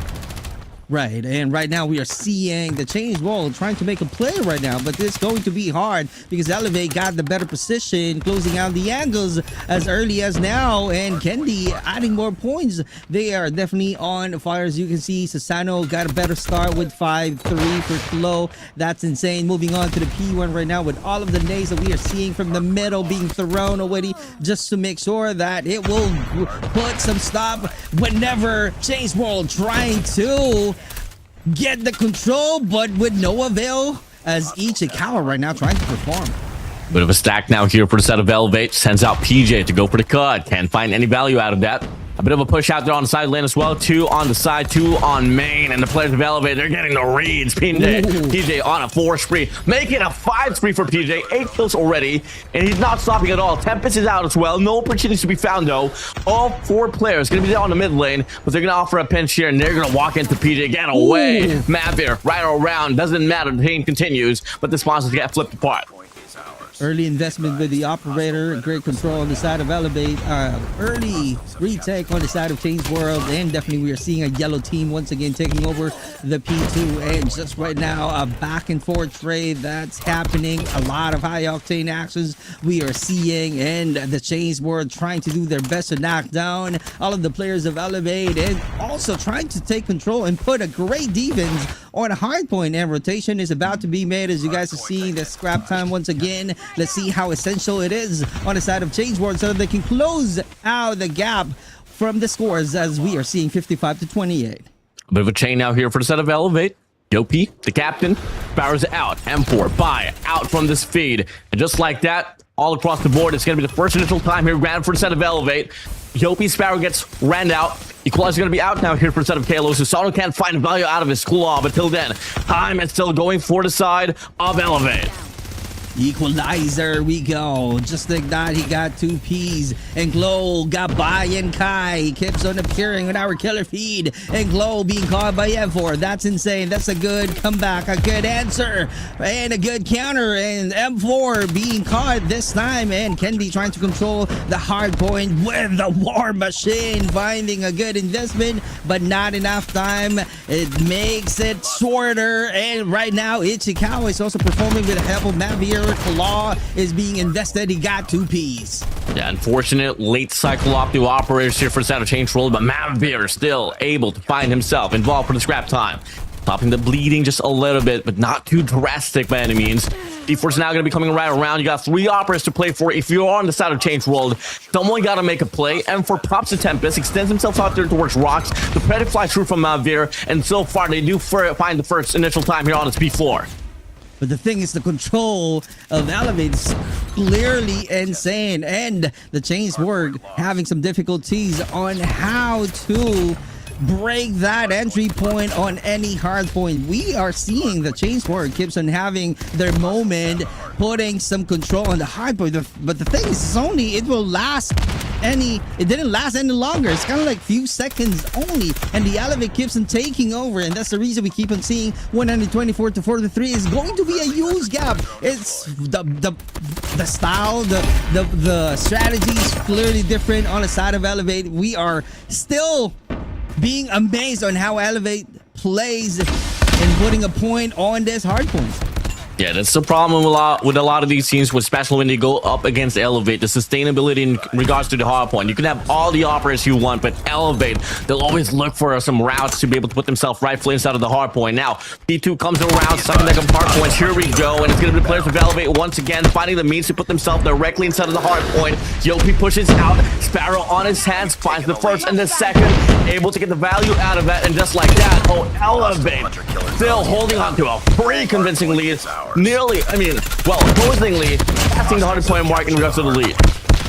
That is definitely true. As you guys are seeing that, it was freaking insane. I don't find any answer on the side of Change World. This is really a championship to win it, right? Elevate is putting on absolute masterclass, opening up, I should say a massive in terms of scores, right? And really, Change World came in with the case, but Elevate brought absolute order. Oh, get away! Kalo finds a double. Looking like he wanted to create the space here in transition towards his P number 2, but hey, fortunate enough for that painful by on 21, able to anchor it down, but Insano puts himself front side hill. 4 opportunities right around, but the players of Change World, they scramble across the mid-map, but they made TJ at the end. 31st kill, looking to get some more. They try to flip off the spawn. They are coming out successful with it, but the players of Change World, they still find themselves inside of the hard point as Kenny whips out the war machine to clean him all the way. Change World stacking up the hard point for dear life. That was really a forcing to a nightmare marathon run every single time that the Change World respawn, but this time it's a good thing. Although Change World, they made a point though. They got control. I'm thinking like the elevators, like, okay, all right, you can control this hard point, but wait until it resets, because you is going to be a huge win once again. But right now, this is what I'm talking about, because Elevate is really taking that control, keeps them winning the gunfights, and I don't find any answer on the side of Change World, and they're really doesn't have any counter on the side of Elevate. They're forcing themselves inside of the hard one, and they still retained a 110-point lead on for their side, and they are able to win the transition on towards the speed 3 once again. I mean, if change won't persist to change, game will end on P4 on the next hill. As the players of Elevate, they enter the 20-point mark. So it's kind of like we keep on seeing the trade efficiency on the side of Elevate. It's if the Change World knocked down 1, but the Elevate knocked down 2. It's kind of like that. So that's the reason they're at the market 200 points already. So I don't know what's gonna happen, because Change World can catch a single breath. They do find themselves on the front foot inside of this hill, but unfortunately for them, Elevate, they are able to get the slate break. Combo man push here, stacking it up here from the front side. Player 5, Candy, looks to create the space as well here. Don Narnia, that's get denied, but you gotta get through. Desano inside of their hill, off the claw, finds the rip, able to get a quad for Desano. Still looking to get 2 more, but the reinforcement comes through. He does get taken down, and now it's going to be Elevate, only needing 23 more points to close out the deal. Here we go. Is this going to be the last hard point, as we are seeing the scrap time? Really important on the side of Change World. But the thing is, Elevate is already there. I don't know what to say anymore, because this is going to be an easy win, truly a masterclass on the side of Elevate, as we seeing PJ, although he's being knocked down, but the war machine coming out from Kendi. There's another point, another chance to close out the gap. But the thing is, Klo still holding on and loses the fight, and Change World still holding on to their lives. Let's see if they will still have a chance, finding some hope though. But PJ's out there from the back doing some flank. Here we go, last 11 points remaining. Elevate, they stack it up. 22 seconds to 5-4 over the players of Change World. That's going to be player 3 and 4 here trying to play for their life. But unfortunately, this gets taken out by PJ. Elevate in striking distance to close out the deal. 1 more player to rip off, and just like that, Elevate, they close out Combine Hardpoint in 8 rotations. Oh my, oh my. Elevate. Whew. I don't know what to say. That was really a huge lead, building a runway lead, staring down a massive point mountain on the side of Elevate. It was literally insane, unstoppable, I should say. Yeah, that was just clean as it is. It can't get better than that for the side of the Elevate squad. I mean, Change World, they had a bit of a lifeline as well, but unfortunately for them, with every rotations that were able to win, Elevate was just able to brute force himself inside of the hard point, clear it up. Raw mechanical gunfights in the trades was just a bit better for the side of Elevate, but Change World, I mean, they showed a lot of preparation. It's just Elevate being the better hard point team there is. Right. And that's their strength. So let's see how this is going to go right now. Moving on to S&D. But before that, let me show you the highlights as we are seeing a total control, a massive performance and phenomenal win on the side of Elevate, as we keep on seeing winning the gunfights, taking control, the 3 hard points, although they're allowing some time change world because of the reset or the respawn. But the thing is, Elevate still elevating their performances by knocking them down. Great investment with the operators, PJ helping it out, getting 2 Ps, getting 3 before being knocked down. But that's the stories that we keep on seeing, and that's the performances of the Elevate getting the win with a huge lead for this hardpoint match. Yeah, man. I mean, when it came down to operator value as well, that is exactly where the players of Elevate were able to shine. I mean, there was still a bit of drops like that.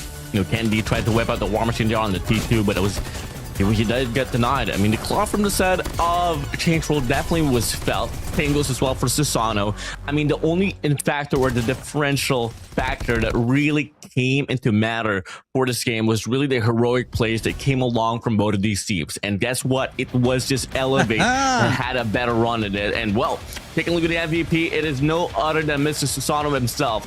39 eliminations in the KDA of 1.44. Love to see it. Definitely a great performances, an essential player on the side of Elevate. You guys are seeing KDA is only 1.44 with 39 finish.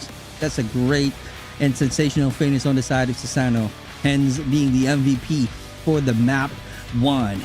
Congratulations to the Elevate as we move on to the map to Elevate, closing in fast on that 250 point mark, as you guys seeing 250 with 97, a commanding lead definitely. But the question here, brother, Change World, I don't know what to say. How does Change World even begin to mentally reset for S&D, bro? Hey, you just look at it, it's a different game mode, you know. Hardpoint said and done. Elevate, I mean, notorious to being one of the best hardpoint teams there is in the industry. But when it comes down to search and destroy, I mean, if you try to go back to the previous stats that we've had, Change World, the S&D has been one of their best things that they could offer. Elevate, their absolute worst. Especially now we move over towards the fire range search and destroy. I mean, I've been saying this quite a lot as well, Super Clark West. Fire range, Elevate, they have a love and hate relationship with it. Right, They've lost right. the world championship in this map. They've also won the world championship in this map. Right. Let's see if there's any progress. How are they going to plan things out? Or maybe there's a course. Maybe this is going to be a lucky map for the Elevate. Let's see if Change World will still be able to make it, because, you know, it's going to be a mental game after, you know, a suffocating loss on map 1, 250 with 97. That's a huge lead out there. But the thing is, firing range is, like you said, brother, Warden is really a different mode where it requires a lot of patience and trigger discipline, and definitely something that you need to strategize and make sure that it will be executed perfectly. Definitely. We'll see about it. I mean, if there's going to be any games as well that you can take on the Giants for any region out there, it is definitely search and destroy. I mean, on paper, it's still not yet over. Yes, as convincing as it was for the set of Elevate on Combine, it was at 250 to 97. Don't even get me started about that. But you just have to look at it as like, well, it's a different game mode. It's a different time to shine. And how much more as well in game of search and destroy, where you only got 5 lives set per round. One mistake and cost it all. The next thing that, you know, the keys to victory here for the set of Elevate, you just can't get complacent. You know, play the way it is up against the strongest teams out there, even if it's just Change World. For the set of Change World, well, just put that hard point once again onto the dust. But ladies and gentlemen, once again, if you guys are tuning in, this is the Call of Duty Mobile World Championship 2026 Garena Qualifier, second series, first day of the group stage, and that is Change World up against Elevate. You guys did miss out on the run there with ALULA and Rivals. Feel free to watch the VOD later on after the broadcast. For the time being, stick to the present because you guys don't want to miss out the action that could possibly happen here between the mighty Change World up against the Red Rebellion Elevate. Right, and we're just waiting right now for the game to start. Let's see how this is going to go. And this is going to be an interesting match where we are seeing S&D mode with the Elevate once again at the firing range and Change World. Let's see what kind of planning, what kind of, I should say, explosive aggression needs to be done by the Change World. Maybe that kind of opportunity needs that they really need to do in order for them to somehow take an advantage and control the firing range, search and destroy, maybe. But the thing is, you gotta expect a 2-1-2 setup from the side of Elevate. I keep on seeing this because, you know, because of my experience and seeing them from the World Championship already. Discipline, utility usage around the mid, right, and retakes from the side of Elevate. So that's something that I expect from the dynamic plays of the Elevate on the side of Change World. But yeah, they really need to surprise Elevate to where they won't be able to react. But make sure you're going to win the gunfights. Oh yeah, I mean, hey, you can have all the intentions and strategies in the world. If you can't go back to the roots and fundamentals of winning your gunfights, well, unfortunately, good luck. See you on the next day. Right. So this is going to be interesting. I know for a fact that Elevate lost some of the S&D matches from the firing range. They win some of the matches, but the thing is, it's a matter of being composed and being focused on moving on to the next map, which is the S&D. As we start the battle, just like that, Elevate taking the lead to 1-0. Let's see what's gonna happen if there's any chance for a Change World to take the series. Yeah, well, Heavy Strike down on the Alpha side leads it down to a 3v1 situation as Kennedy finds Emperor away. 5 from the back, able to take down Susano. Now it's a 1v2. Bomb's gonna get planted in the process though by Kalo.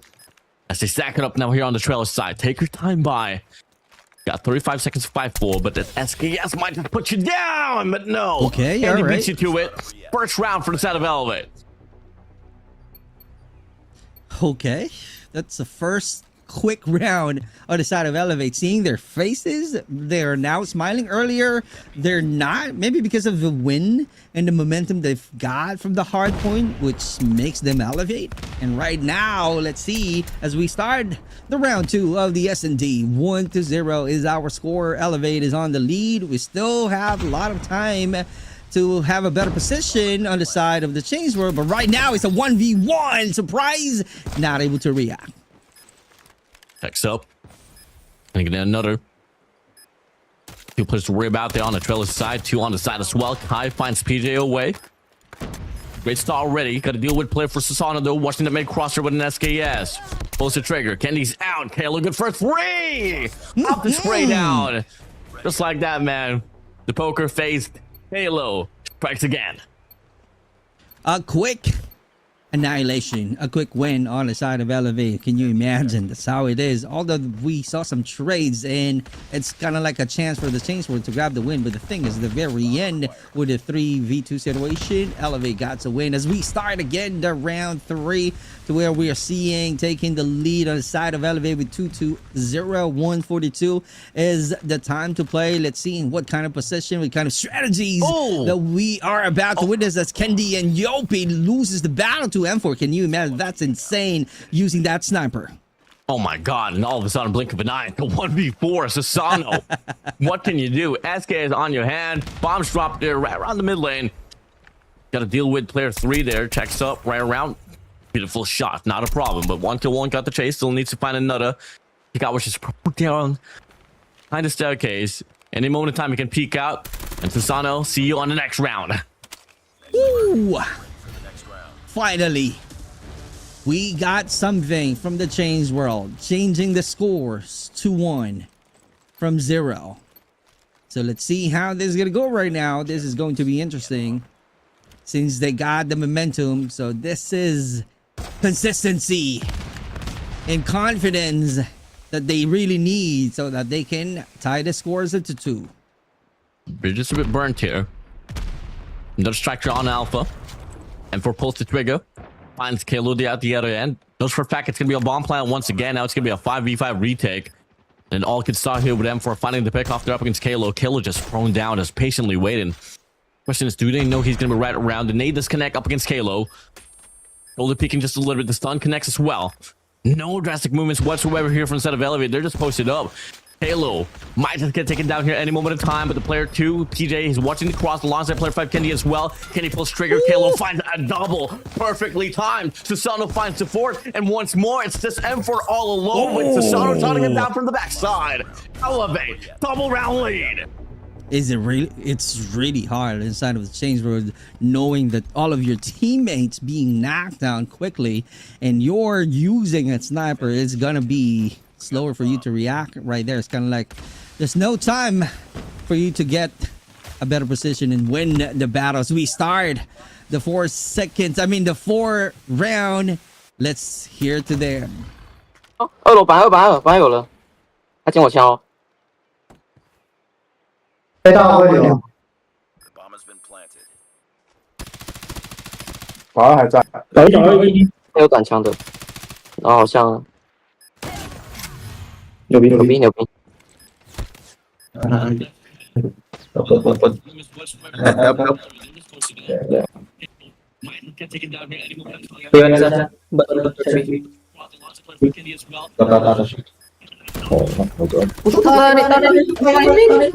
！Last one tanan. Ingat ka mo sa ball.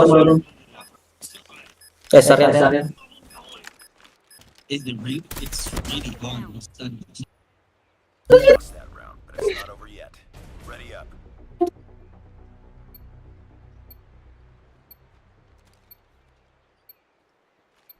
Well, just like that, another round here for the side of Elevate, and now they go 3-round lead, and you hear the comments. I mean, everyone's just, doing their job respectively well. But look at this round, though. Kendi finds the first frag. Ichikawa's going to be out.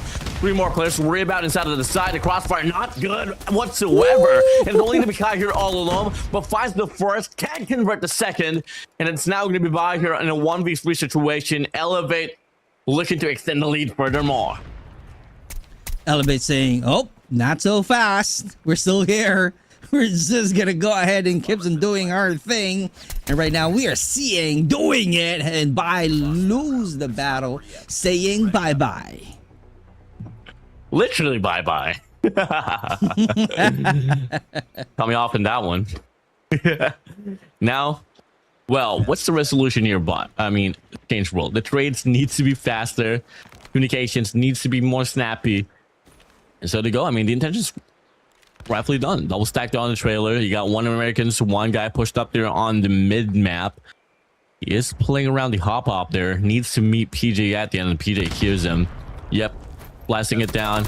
Pulls the trigger, finds map here away. And well, they can choose any payments whatsoever. It could be a striker on Bravo or an Alpha, but Yopi pushes out all alone with the bomb on his hands. Drops it to the hands of Change World. It's under the custody now. This should be a round here for Change World, not unless Elliot once again has brute forced himself inside of this round. PJ still on the prowl from the back, finds M4 away. Now it's a 3v3 situation. 3v3 situation indeed, as Kendi with the Locos definitely focused on knocking down the remaining soldiers of Change World, as we are seeing by and Ichikawa. Here we go at your back, not checking out the 6 and not being aware of the surroundings zone. That's the most important thing. You gotta check and make sure that you are hearing the footsteps of your opponent. And right now, losing the chance. Ichikawa right here. PJ, close quarter, loses the battle. Almost got a clutch though, but Susano gets the win. The captain just smiling, man, laughing. I think he got kind of impressed there with, let's just say, Susano's quick reactions. Could have been able to play there for the side of Change World, but unfortunately they falter. And now, last round, before we switch the sides, it's going to be another bombardment here on towards the Alpha side. 2 players to worry about. It's going to be Mabier here off the shotgun. Does get tagged up.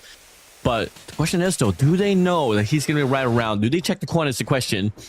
As they stall out the push just a little bit, the smokes get depleted the pot. And they got 4 players to play for now. PJ gets down through the wall. Yo, Susano takes up the fight. Navier's looking to be right around. Navier! Looking to get a second as well. Let's get denied. One more player to worry about down on the trailer side. That's going to be Ichikawa on the process from the back. Halo gets shut down. Numbers advantage here for the side of Change World. PJ, oh, in a close quarter. That's it. He got one. Can he get two? M4 right now rotating. No avail. No intel. Got from the side of Elevate. Here we go. Still, PJ's out there putting a stop. That was freaking insane. Getting that sniper. Oh, a quick scope, bro. What just happened? Oh, hail mighty King PJ. Been a while since I've seen him pick up a scope, but hey, able to get it done. Just like that, we switch the sides here with a 6-round lead for the side of Elevate. One more to go for match point. 2 more to go for the win itself here on this map itself. And as you go, first round on the offense, hit the rock. Mavir finds Jopi away. Candy looking to get the trade, spots him right across. Related information, able to find a shot to connect. What a shot! Die on the feed. Susano finds himself out as well. Once more, it's another situation with the numbers looking quite bright here for the side of Change World. 3v4 situation. This is going to be the chance of the Change World by seeing PJ. But doing some reset. PJ right now looking for a better angle, but Bai loses to Kendi. What a great snipe. And also being knocked down by M4. M4 is crazy on fire with the use of that sniper. He is definitely insane. What a good sightlines that he is definitely covering right now. And definitely effective. PJ right now with his switchblade. Let's see how does it go. We are seeing 2v2 situation. Oh my god, PJ running it down. Checks up from the top, has his SKS to work with. Not really known for his marksmanship. But Halo gets punished. Now it's PJ up against M4 in a 1v1 situation. Checks up from the top side. Scopes in, can't find the angle up against PJ. He runs away, unsighted, pulls the nade, checks up, off the heady, runs away. PJ no track, doesn't need to take up the fight from the front side. He needs to get this bomb planted, and PJ just plays for time instead. Let's see how long the rally would be. PJ fighting against M4. We know how good M4 is using that sniper, but PJ is also good with the use of that SMG. So it's a matter of mid to close range battle. M4 adjusting. The bomb has been planted and PJ put a period and about to grab the win. 8-1 is the score. You can definitely feel PJ's aura from here. I mean, I live in VIZUALZ. My guy's in Lausanne, and I can feel the veins fuming here for his out of PJ. Just wants to get this one over with. Feeling the groove now. Right. With that being said, round grounded for the side of Elevate, finding themselves now here on map point. Can they close it out? Change World. They stack it up once again here towards Alpha. They have to meet BOP. A bit of an extension there all alone. Let's get him punished. And once more, there's going to be another opportunity for the side of Change World to get themselves on around at least. But PJ finds Mavir away. It's a strike here on Alpha. Can we see Change World get this bomb planted and deal with PJ on the trailers? Here we go. Let's see. GG's. Ichikawa right now. Oh, 1 and 2. He gets 2. He gets 2. Kendi Susano lost to Ichikawa. Slow right now. Let's see. How is he going to avenge his teammates, though? This is going to be a 1v1 once again. This is going to be interesting. Oh, what a great slide. Ichikawa stumping him, knocking him down. Another point, another hope on the side of Ichikawa. I mean, Change World. Yeah, that it's gonna be nicely done here for Change World. They stay alive definitely. 5 nades just flying by directly inside of the map. 3 goes towards Bravo. It is definitely leaning towards the calling there. Go for a push on B, but he do double back here on this mid map just a little bit. A bit of a stalemate once again. Regardless of whichever you go, I mean, you got to deal with at least a player or two here for the side of Change World. Slow right now, finding some intel. Oh, he gets it. He gets the first. Ichikawa once again. Can he carry the momentum? You gotta check your 6 because PJ's out there. Ichikawa putting a stop. Yopi and PJ lost the battle. That's really a great comeback on the side of Change World. But the thing is, they really need to do a lot more in order for them to really grab a win. As you guys are seeing right here, Elevate grabbed or putting some period. It was really a good battle, a pure showcase of championship authority on the side of Elevate. Yeah, I mean, hey, another day in the office for the side of Elevate. Got it down so quickly well. And we're just coming again, just like on a hard point, a lot more heroic plays individually. And, well, Cohesion was played by the side of Change World, but it didn't really matter at all for the side of Elevate. You go 2-0 now here for the series. And as you go, what lies next is going to be that map of control, which I hate to say this, it is a prolonging 3-0 already. Not unless Change World will be able to pick themselves up individually, got to carry their own weight individually, because that's what they're lacking right now. It's just the individual gunfights. Right. And as we are going back to the highlights of the last match, and it was really what I said earlier, it was really an absolute masterclass or a clinic on the side of Elevate. And Change World fought for every inch and found early sparks, but Elevate's ice cold discipline and, I don't know, mechanical superiority. You know, we know for a fact how good they are. But, you know, Change World keeps on doing their best, but the thing is, at the very end, PJ, Susano, crazy move, Plo, what a great duo. They're freaking insane. That's the reason we are seeing a huge lead on S&D. Yeah, I mean, on paper, there's a big reason why these guys were the back-to-back grand finals for the World Championship leading up for the last 2 years. Marksmanship on the long distance, CQBs as well. They're able to get it done. Change World, on the contrary, I mean, they've kept their course. They've tried to put up a fight, and there was a bit of, you know, highlights here and there, but when it came down to 1v1s, that's exactly where they did falter. So, hey, it is what it is. You got to move on to the next. And that will be a settlement on the game mode of control. Great job. And the MVP goes to Susano, definitely with a 2.2 KDA. I love it. 11 eliminations. Truly a good showcase, or I should say individual prowess for the rest of the team. Though he got the MVP, but it is because of the huge help of the rest of the team of Elevate. Yeah, definitely. And well, I want to give a huge shout out to my Mexican family out there. Hola, mi familia mexicana. Espero que disfruten de la transmission. So, hey, much love to you guys all across the world. But yeah, I mean, going back to the series here, Clark, it is a 2-0 already. I mean, I always look at the game mode of control as somewhat one of those games where you can definitely combine the factors on what really went down under the hard point and that search and destroy game. Well, and to tell you that, it is looking to be an Elevate run here, a clean slate already, not unless someone is able to step it up here for Change World. Someone got to come out heroic, because well, one fortunate thing about in the game mode of control, you can send out 2 players just going berserking all out, and then the other 3 just doing the bare minimum. That's exactly what the players of Change World need. Question is though, can we see it in this series itself? Oh, that's going to be interesting. And that's something, I should say, a definite expectation on the Change World, because they lost 2 games already. Now we're moving on to the control mode standoff, where, if you remember, the hard point, it was really a good momentum on the side of Elevate, because they clearly did well and finished with a bang. I keep on saying it's like a hard point clinic that they did on the first map, and right now getting the S&D and moving on to the controls, to the control mode. It's kind of like the same thing, same gameplay, same strategy that they are going to do from the hard point. As we start the battle, Elevate fighting against the Change World. This is the control mode. Let's see who will grab the win at the end. As we go now, first round's going to be opening up. Oh, Elevate opening things up here on defense.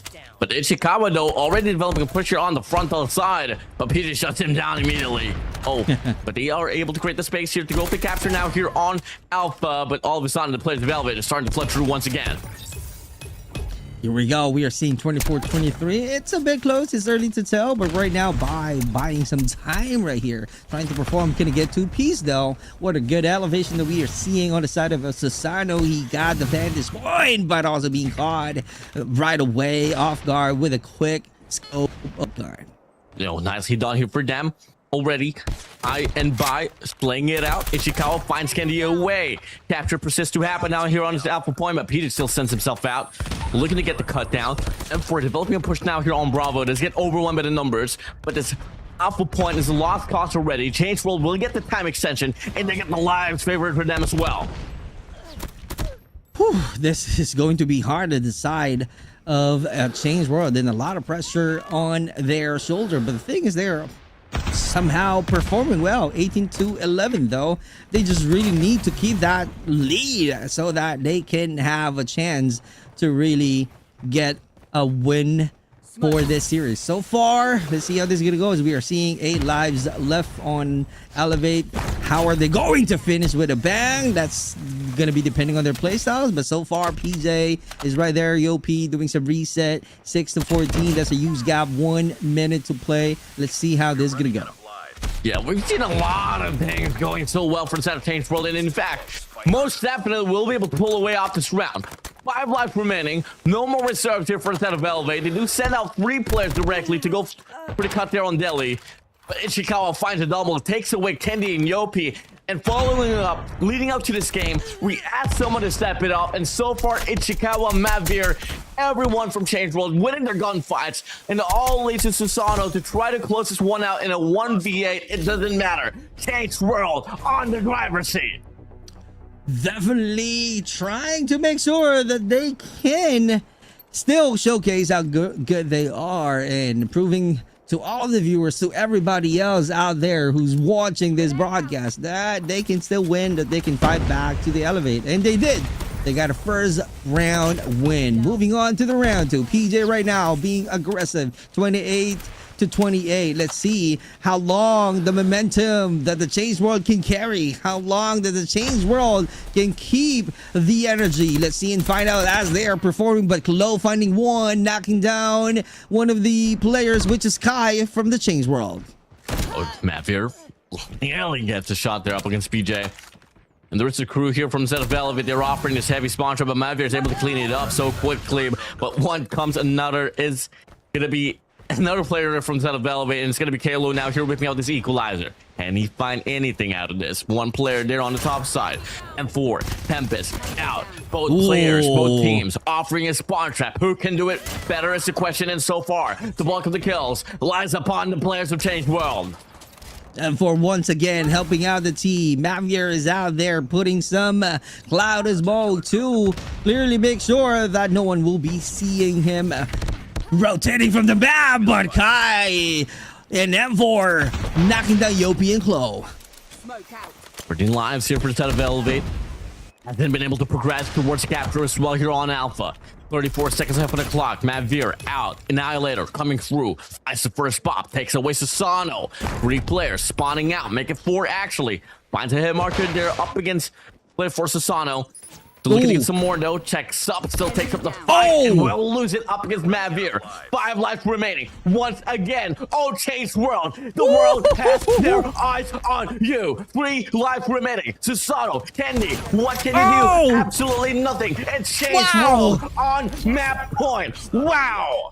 Ready up. Change World getting the win, setting the tempo early, snatching the early upper hand, putting the favorites on their heels, winning the trade frag war, managing the live budget with precision, squeezing out the respawn pull is the key to the W. But right now we're still not yet done with this battle. They need one more win to get somehow a 2-1 for this series. Let's see how are they going to end this battle. Is this going to be on the side of Change World, or Elevate will still needs to do some miracle and grab a win at the very end?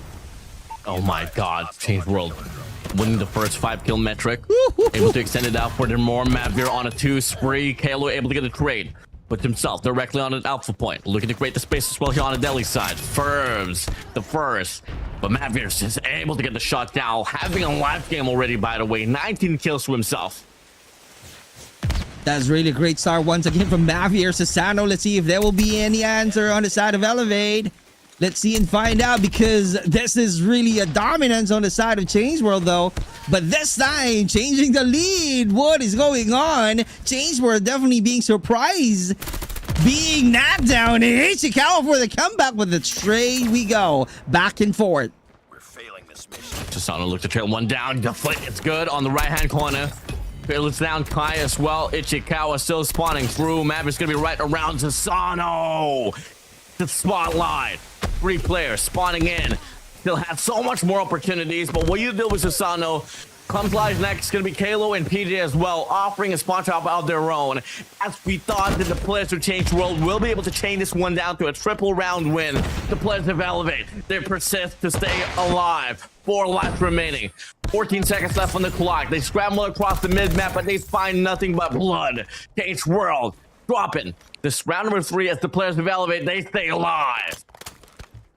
Let's see how long are they going to stay alive. A Sky rotating with a great vantage point, and we don't have enough time. And they are definitely grabbed the victory. Congratulations. Great job, great battle. That's really a great effort on the side of Change World. But the thing is, Elevate is still out there showing how good they are.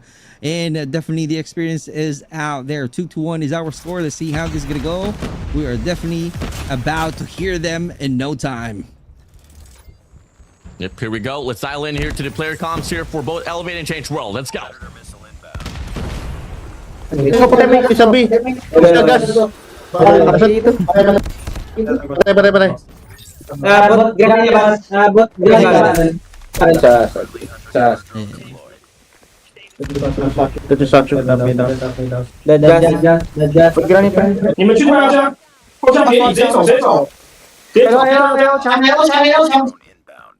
楼下没看到。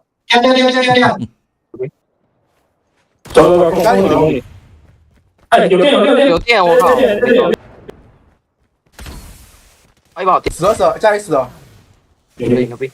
Yeah. Yeah, and just like that, well, comms are hot once again. They know the stakes is all up high. Change World, M4. Oh, PJ cuts him away. Maverick's still going to be right around as well with his own HSO. It does find PJ out now. Going to be the annihilator here for the side of Mavier. Looking to find an angle. Checks up from the top. Sano pulls the trigger. Gets taken down by Mavier. This might just be the call-in. This might just be the end for the players of Elevate. 12-13. No progression on the timer as well. That's going to be PJ here looking to stack it up now here on Alpha. But Ichikawa extends out with an equalizer. Unfortunately, though, not much value out of that. Mavier drops the annihilator as well as Kendi finds himself the War Machine to shut down 3 players for the side of Change World. That's a great exchange. As Kendi loses the battle though, even if he got a War Machine and PJ got the elevation, how long can he got the position? How long are they going? How long is he going to stay on this window? That's really a great value. Knocking down another Change World player. Close quarter. That was really a great aim though. And right now with 4-3, 15 seconds to play, let's see how this is going to go. If this is going to be on the side of Change World to grab the win and end this control mode with a bang. Biggest fight of your lives. 4 lives for the side of Change World. And Force going to be sitting this one out for the side of Elevate. That's going to be Sasano and Yopi. And Kenny does get taken down by Bai. Oh my god. And we see it happen. 2 years ago, it was Search and Destroy that they were able to take away from Elevate. Now, it might just be Control. No offers to fight for as well. Kai is well ready to invest himself into this. DJ develops a flank with an HSO 405. The switchblade on his hands as well. And you got Kai there just posted up on the left-hand corner. It's tough. DJ, check this is the question. It all starts here with the first initial frag. PJ checks up, finds Kai away. Now it's a 3v2 situation. Hunter Killer Drone flies, finds Mavier out. Almighty King PJ. On the mid-map, it's going to be Kalo. Finding Ichikawa Oh! out. PJ finds a triple. The Freddy flies through. He goes inside. And PJ finds a quad. To serve another lifeline for the players of Elevate. We're heading straight to round number 5. Oh my God. All you got to do for the Elevate needs to carry out that momentum, stock the operator abilities, and force this map into a winner take all round. Let's see if that's going to be happen. Is this going to be a 3-0 series, or this going to be a 2-1 series? Let's see and find out as we start in the battle once again. M4 trying to be aggressive, but no avail because Yopi's out there putting a stop. Got one once again taking the same route on what he did on the first round. Able to get the first influence on that alpha point. Double man push here on the Delhi side alongside this alpha as well here. For the side of Change World, Yopi tries to get the read, but unfortunately just get overwhelmed by the numbers. And so far, once again, in regards to the initial kills, Change World so much better at it. Here we go though. PJ rotating. Chloe and PJ got 2 Ps already. 21. We are tied at 21 in terms of the life available from these two teams. Asano with a great slide though, but Ichikawa is right there, clearly insane with that finish. Oh, absolutely, man. And as to go, the players of Elevate, once again, they're not playing for the time itself. You provided a lifeline, but what do you do after that? And the question persists to happen, and it's going to be the players of Elevate now here. I mean, they're going to be down by the life, but they're going to be up by the time itself. Someone from the side of Change World, they got to stack it up now. That's going to be Ichikawa so far, trying to pave in the way here on his alpha point, but the spawn trap is good. Kendi on a force speed before he goes. 5 finally withstand and gets through from it. But now it's going to be Susano with a Tempest. Halo from the side of this equalizer. And as we thought that the game would persist to go to the side of Change World, the players of Elevate, what just happened? And sweep it out inside of this map with stand of control. GG's, well played. GG's, bro. I think Elevate heard you, bro. You were, as we are talking offline, and you are saying that Elevate will be able to finish it right away with 3-2. And they did on control. And they're like, hey Warden, we're about to finish this series. You don't need to worry. All you have to do is wait. And truly, they did it. Yeah, I mean, it was definitely a bit of a shake. And it wasn't Elevate playing awful at all. It was just a player from Change World playing better at some point. But when it came down to getting the final adjustment and playing the reddest cards in the reddest of times, it was surely your boy from the side of the Red Rebellion that was able to strike once again. Whew, what a war, what a battle. Change the World clearly needs to find a ways on how to improve themselves. Oh, maybe it's just because they're fighting against the defending champion, because the champions resist the upset, because we know for a fact that, they really need to make sure that they're really performing well, elevating their performances as we are seeing the highlight. They wanted to make sure that the control be known and being part of the highlights, because that was really a reverse sweep control on 3-2 scores, and closes out with the series with 3-0 sweep. Can you imagine that one? Change the World had them on, I should say, on the ropes. 2-1 map point, but Elevate showed why they hold championship gold. Yeah, definitely. I mean, arguably this has been one of the more entertaining, not only series, but much more so over maps at least. I mean, it went down to round 5. No one totally expected that the players of Change World would be able to stretch this one quite a lot, and to kind of down for the side of Change World, it was just unfortunate that, well, they were able to win the first 2 rounds and wasn't able to convert the next 3 to get that final round for themselves, to extend this one down to a series or a map number 4 on this series. Well enough for them, but hey, fortunate enough. I mean, as a former player myself, I would like to lose as early as this so I can, patch up some nooks and crannies and head straight towards the next day. It's looking quite better. Yep. Which is really a different strategy, though, on the side of the Change World. But before we talk about the strategy of the Change World, let me show you once again a back-to-back MVP to Susano. 31 and 1.24 KDAs. Yeah, I mean, Susano all across the board was still MVP. Coming from Hardpoint, Search and Destroy now leading up to this control, and he will be the man of the night here for the Red Rebellion. Congratulations, nonetheless, for both Elevate and Change World, providing us a really just extra fight there on the side of control. I'd be lying if I expected a round number 5. Totally out of my charts, but hey, they were able to serve it. And hands down, it was definitely entertaining. Valiant effort for Change World. Looking forward to seeing them more in this group stage. Yep, definitely an absolute statement from Elevate to start their World Championship qualifiers campaign. Because, 3 maps, 0 series drops. Definitely a pure championship grit on display. Yeah, well, we'll take a look at the stat line. Susano says it all, man. 31 kills, 146 in an impact rating. 26 as well here for the set of EOP. TJ just staying on that 1.0 KDA. A bit of a stretch here for the side of KLO, but then again, he was that player that was just trying to, do the dirty work for the side of Elevate. On the contrary, I mean, I got a hands down give it out here for Mavier. If it was any MVP here that was able to win my hearts all throughout the map of standoff, it was Mavier off the shotgun. Not my guy was ripping out lives away from the side of Elevate. Ichikawa too, doing a lot of exchanges and winning some gunfights to flow into Sano. Can you imagine that one? And if you remember earlier, Ichikawa knocked down those 2 players from Elevate, and it seems like he got a groove already. But the thing is, well, this is a team battle.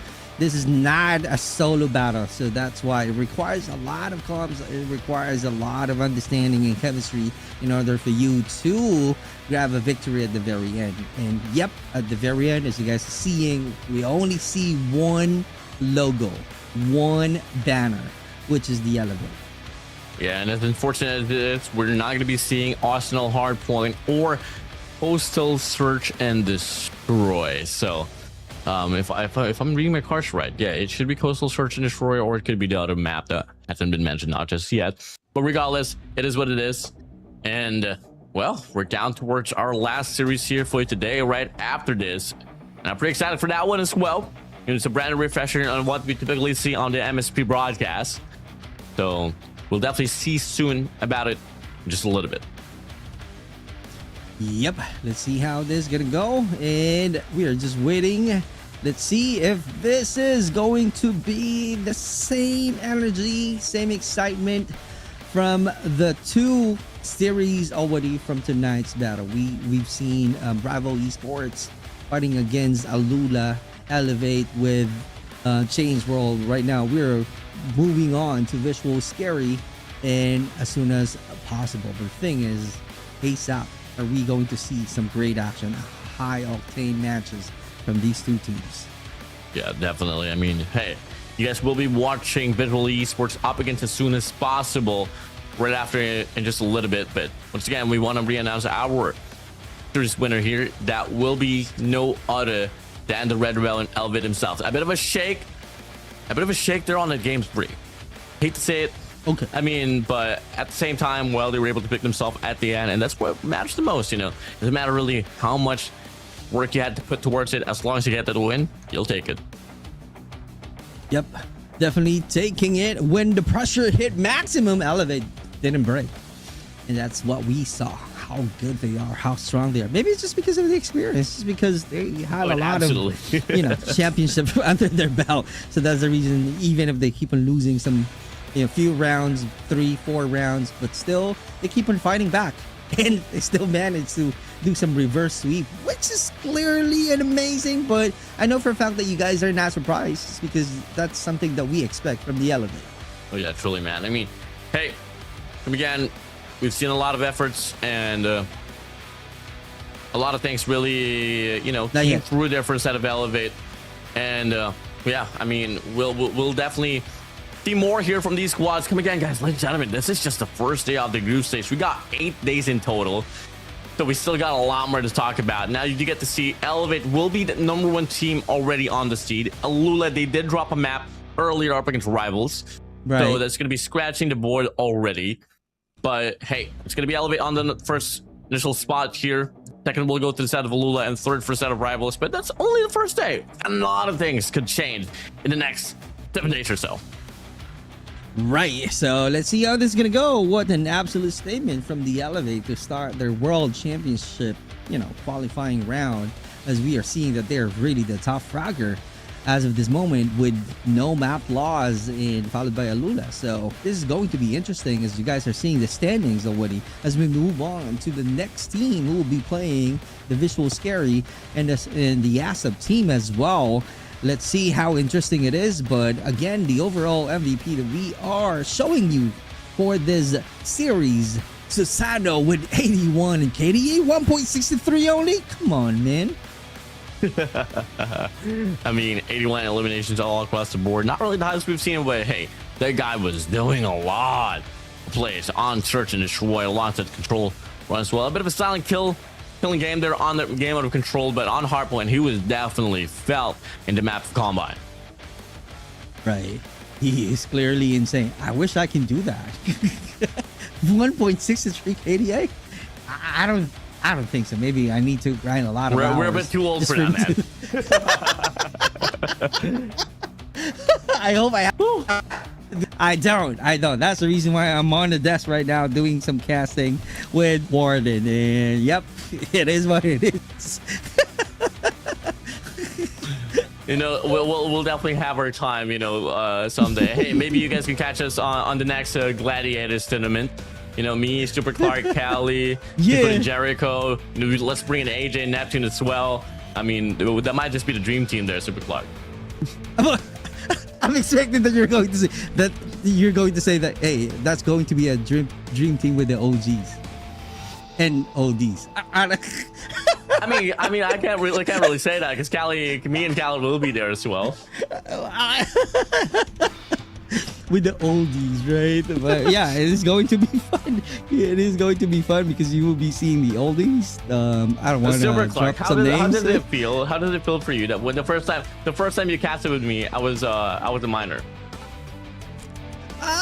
It's really interesting because as me, I'm still learning and getting some experiences, especially for the young guys like you, Warden. Especially you are really the pioneer casting this MP, and I'm just learning a lot from you guys. Although, I'm ahead in terms of years.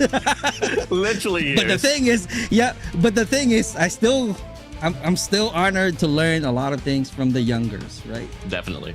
Well, that's the most important thing, though. Yeah. Well, there's still going to be a lot of things to learn here all throughout this game. Once again, ladies and gentlemen, you guys are tuning into the Call of Duty Mobile World Championship 2026 Garena Qualifiers. We still got one more series to go, and it's going to be as soon as possible up against VIZUALZ Esports, and that will be happening after this break. We'll be right back, guys.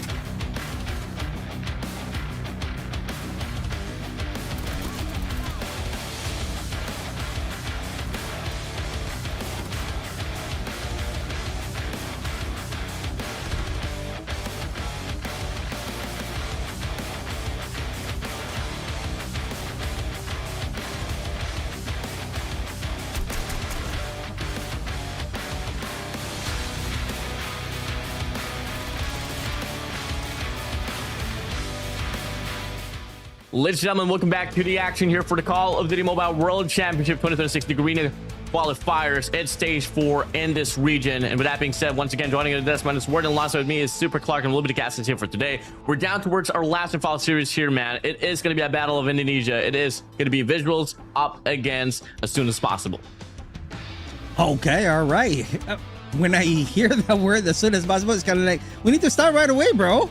Ass up. But the thing is, this is the team name. This is the team name for tonight's match. Scary and Ass Up. All right, so let's see how this is going to go, how quick it is. As soon as possible, we are seeing them. Let's see how good they are playing this battle tonight, how spectacular they are doing this match.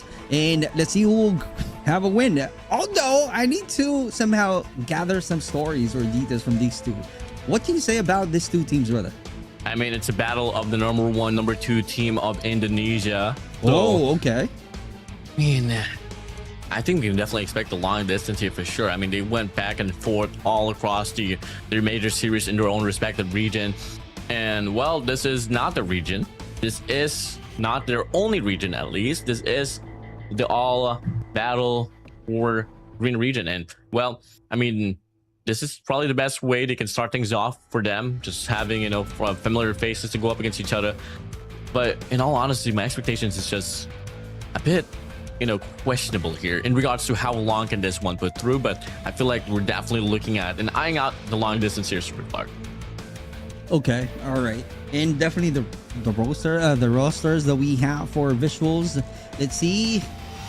Though I don't have much story, I don't really personally know them, but the thing is, it's a matter of knowing them in terms of the numbers of annihilations they can have for tonight's battle. How are they going to play passively? How are they going to put some slow pace action or maybe an aggressive battle?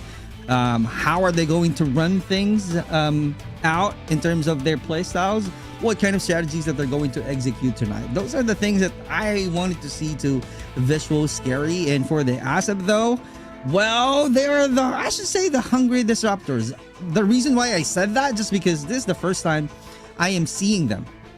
So it's like me welcoming myself to the MP scene, seeing this team, calling them the hungry disruptors, just because I don't clearly have some background story to them. So it's kind of like I can call them a high octane what's the word, high octane wildcard threat. How's that? Definitely high octane wildcard threat. I'm not sure. You can correct me though for the ASAP team. Actually, I did have a blooper, a bit of a Steve Harvey here. Oh, My okay, bad for cool. calling as soon as possible Indonesian team. They are a squad from Thailand.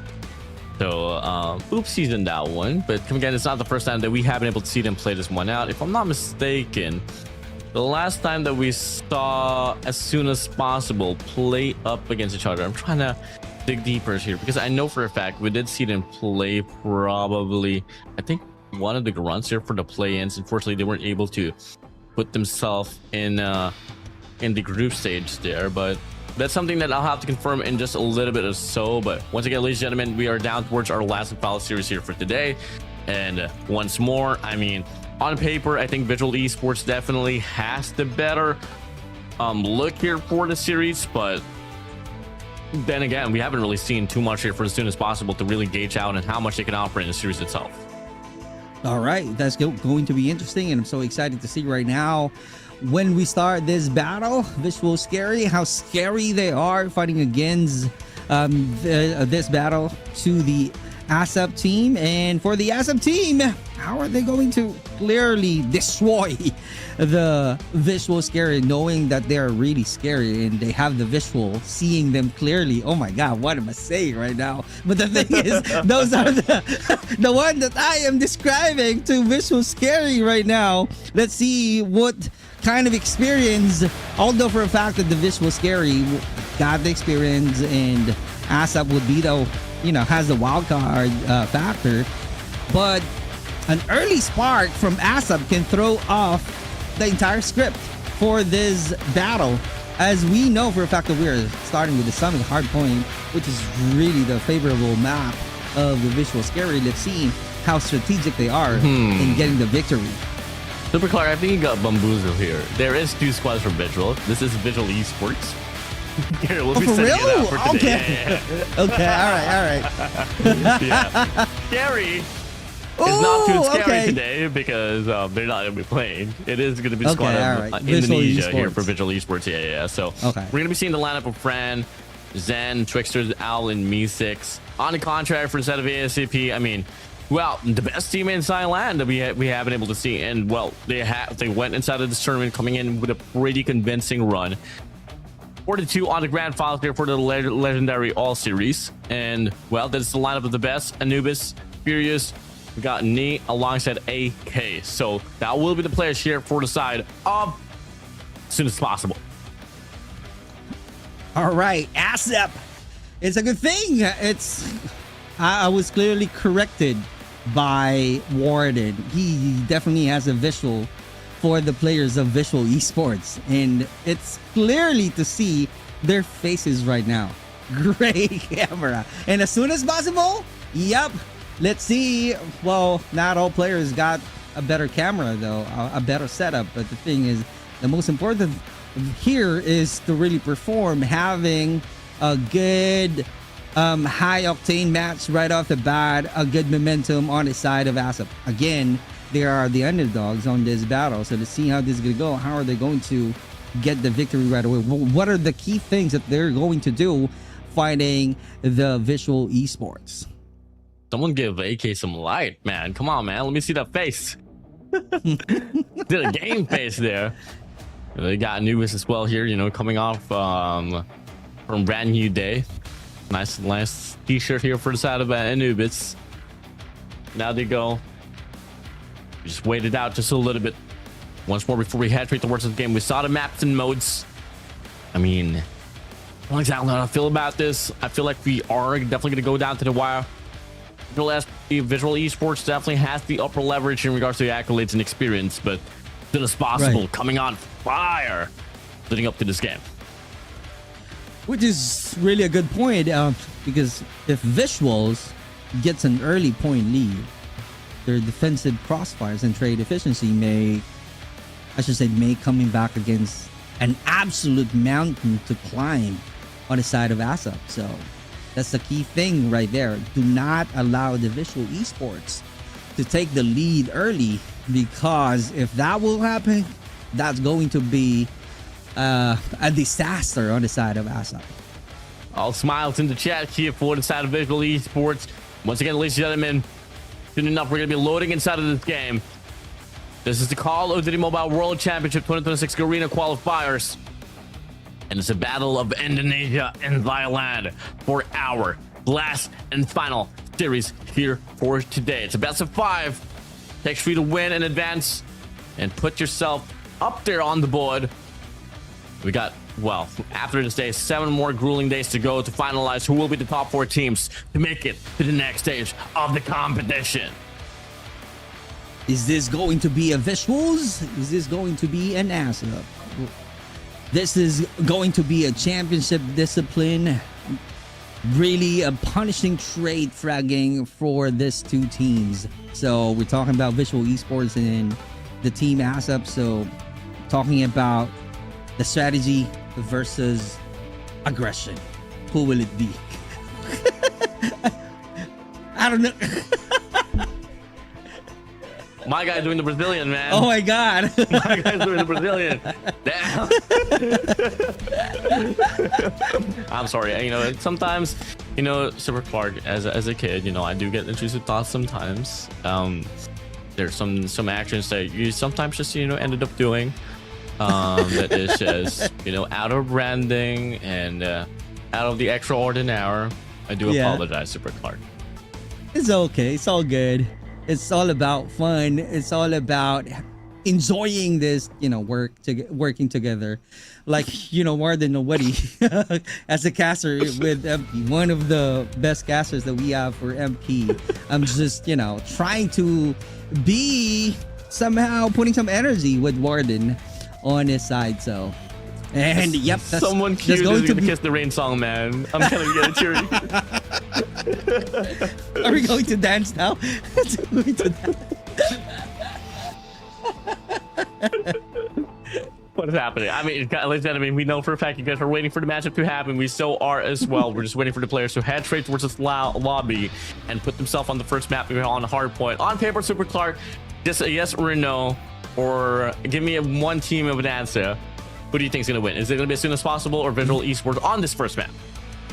I'll go with VIZUALZ. Visuals. I'm going to go play devil's advocate. I'm going to go for as soon as possible. So we got our predictions lay on the board. Let's just throw it in on the caster's desk. Can we see the prediction? Oh, wait, never mind. We don't have that segment, not just yet. But you know what? I wish we get a prediction board and then we can have like a leaderboard for like all the predictions. Oh yeah, that's going to be interesting, right? That's going to be interesting. They're going to see if, you know, what are the Another teams that thing to we're fight for. rooting for, right? Yeah. Well, let's see. And the reason why I chose Visual Esports is because I don't know. I am more like with the strategy, with the discipline, and reading on paper that Visual Esports got that on definitely aggression. That's gonna be on ASAP. Although Summit map is really, I don't know, a smaller map and a lot of tight corners that you need to work with. ASAP will definitely have the advantage on that one, but the thing is, in terms of discipline, if you have some strategies in mind setting and map containment, that's going to be on the Visual Esports. We get to see now here so far inside of the game. Once more, we are loading up, ladies and gentlemen, as soon as possible in Visual Esports. I mean, let's just draw back to their history line here. I mean, leading up to this one, Visual Esports came from the major series and they were able to take down the squad of El Tantrum in a 4-0 fashion. They had to go down on the lower bracket. They did lose up against EVOZ, Esports of Indonesia, and then they had to climb on the lower bracket quarterfinals to go and beat down Kazuku Esports Rejects alongside meeting EVOZ Esports Indonesia once again. EVOZ, they unfortunately didn't qualify for the stage 4. They did go up against El Tantrum on the upper bracket finals. They lost that one. And well, on the lower bracket finals, it was Visual Esports claiming that one on the game 5.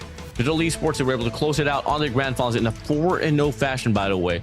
Talk about a 4-0 run on the grand finals coming from the lower bracket, something that you don't barely get to see. But hey, it is what it is, and well, props is out of Visual Esports, but now they go. Ladies and gentlemen, we are loading up inside of this series. Once more, it is the teams that you guys are looking out on screen. Visual Esports up against as soon as possible a battle of Thailand and Indonesia. Let's see how this is going to go. Let's see who will grab the win. Is that going to be a Visual Esports or as soon as possible or ASAP team? And we are going to start the map on Summit. This is going to be a crazy tight map, so it might be an advantage on the side of as soon as possible. But the thing is, let's see what's going to be the strategy that Visual Esports will be showing for this match. Here we go, map of Summit. As we kick things off here, it's going to be as soon as possible on the best side of the map. And as they go, they find the first 3 feet on the map. And that's going to be them here finding the first initial time inside of the hard point. That's really a great start right away. That's the reason they are calling themselves ASAP. They're really doing quick. They're really doing fast. What a great takeover. 14 points right away with no score yet on the Visual Esports. Yeah, just a bit of a nicely done here for this as soon as possible with Visual Esports. A bit of a late break here on the mid time. Dan's gonna be finding himself here inside of the hard point. Finds Anubis right across on Shadows. Does he get taken down as soon as possible? Reinforcement kind of looking quite good, but Visual Esports on the contract shooting back. It's a bit of a back and forth here on his first hill.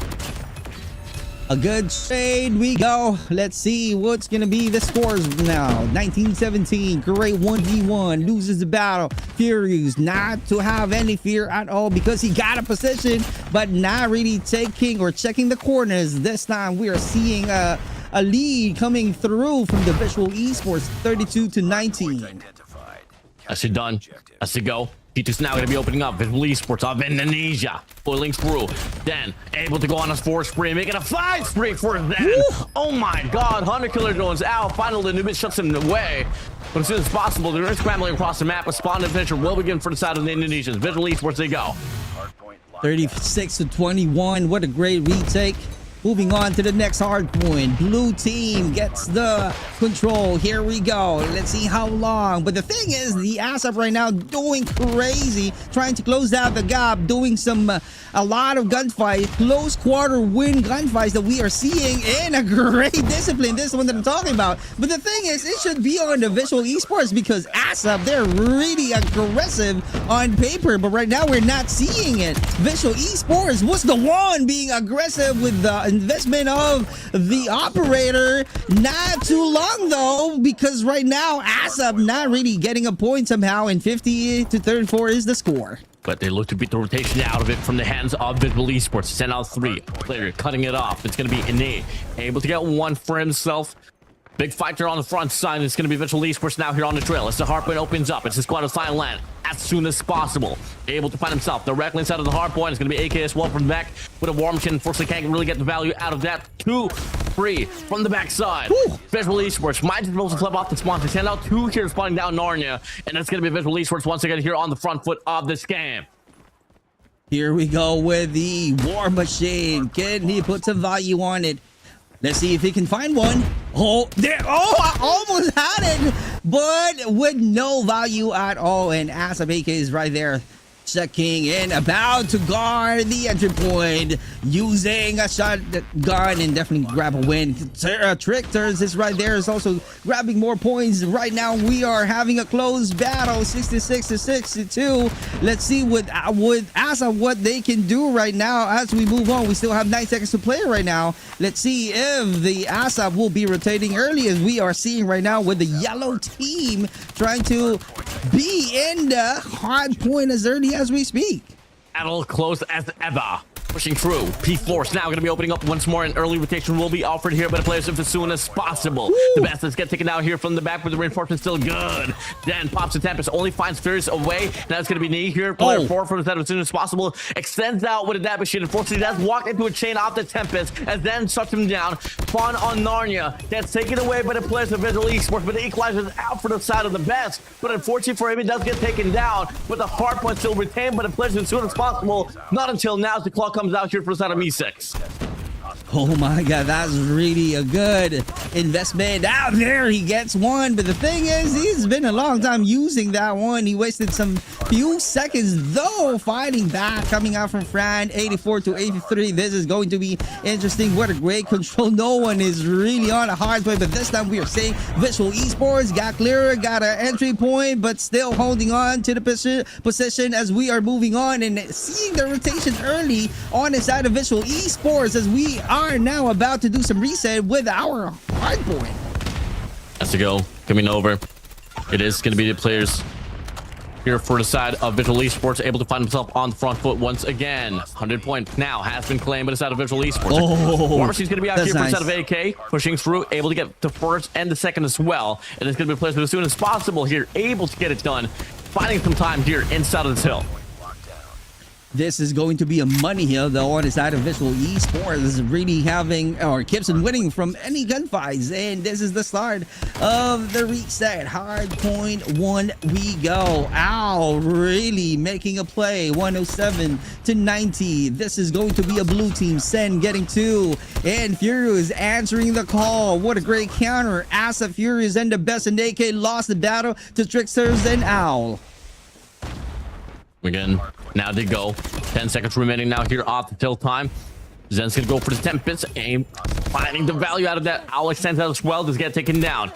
Game is just going back and forth, but on the front foot, still the players of Visual Esports. We haven't really seen the lead go to the side of as soon as possible, not just yet, but hey, we'll see soon enough though. As we kick things off here, ASAP pushing through. Now Peter's gonna be opening up in the late rotation here for the side of ASAP. There you go. P2 is definitely open, and we are seeing Visual Esports. Although it's really a great start, a great hold, but the thing is, ASAP right now doing their best to make a play as a newbie's pushing hard, loses the fight, but Visual Esports really something else tonight. Gibson winning the gunfight. What a great defense that they're putting on the P2 side, but they really need to do more in order for them to be ahead and have a huge lead, but ASAP not allowing that because they're showing the aggression in this one that we were talking about on paper earlier. The aggressiveness really works. This time, on the side of ASAP, they're hitting the 100 mark. ASAP pushing through. Then from the back, able to drop it down just a little bit, finding himself inside of the hard point. Good, all trying to find his means to get the scrap. Coming through, able to find the means to get the break off the hill time, but Trickster still finds the means to put himself involved inside of the hard point. Rotation comes to solve now here on the speed 3. Player 4 in need does get taken down. Out from the front, up with an HS finds a triple. Oh wow! That's insane. A sensational finish. Can he do more? Can he get another knockdown? Can he add more points on the paper? But he's definitely showing some trigger discipline though. I don't know what just happened out there, but pushing through, getting inside of the hard point, taking over. Here we go. Long range from Messi, just like that. Zen is also out there, but AK with the War Machine though? Come on, man. This is going to be hard. What a great comeback. And we are about to hear them in no time. The voices of all of the players from the Visual Esports as we are seeing that they're performing well as the scores moves on 170 to 119. Next na naman tiga eh. Yeah. Mati point next, mati. Wait, go down. Lago balap eh. Kacin. Meron satu ya. Di point 1, point 1. Mati. Berarti. Point low. Aku mati. Kanan low. Enggar low banget. Mati. Gua flip. Mana tuh, Ceng? Halo. Lebih tuh 6 tuh. Kaya to. Karena cuy, Pak, kita mau Pak. Dia kan cuy. Nanti mereka Cuy di IBS. Iya apa shot. Chụp. ช็อตจะอยู่นะเอล จุดเจ็บเฮ้ยช่วยหน่อยเทรดหน่อยในจุดอะ เข้าไปแล้วเข้าไป ในจุดตัว จุด3 คน Yeah, and as they go, Visual Esports on the 20-point mark. ASAP still fighting to put themselves inside of the hard point to try some precious time. But unfortunately for them, though, it's still not going to be enough for them to be able to put this game at least onto the equalizer point. As we go back to P1 now, Super Clark, third time is a charm.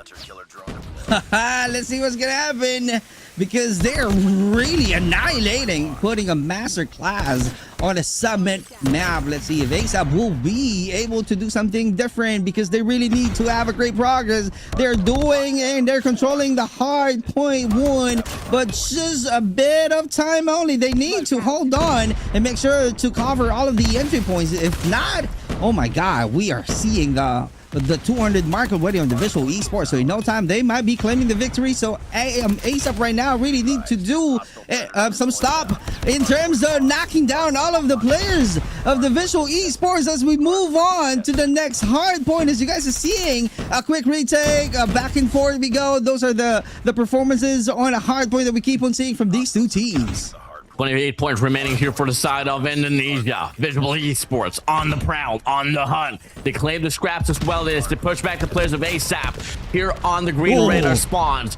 Stacking it up, the players of Visual Esports, and it's only the contention that the players of ASAP will be able to feed off from off this hill time. Visual Esports, one more good hill is all that they need to close out this map on the summit hardpoint.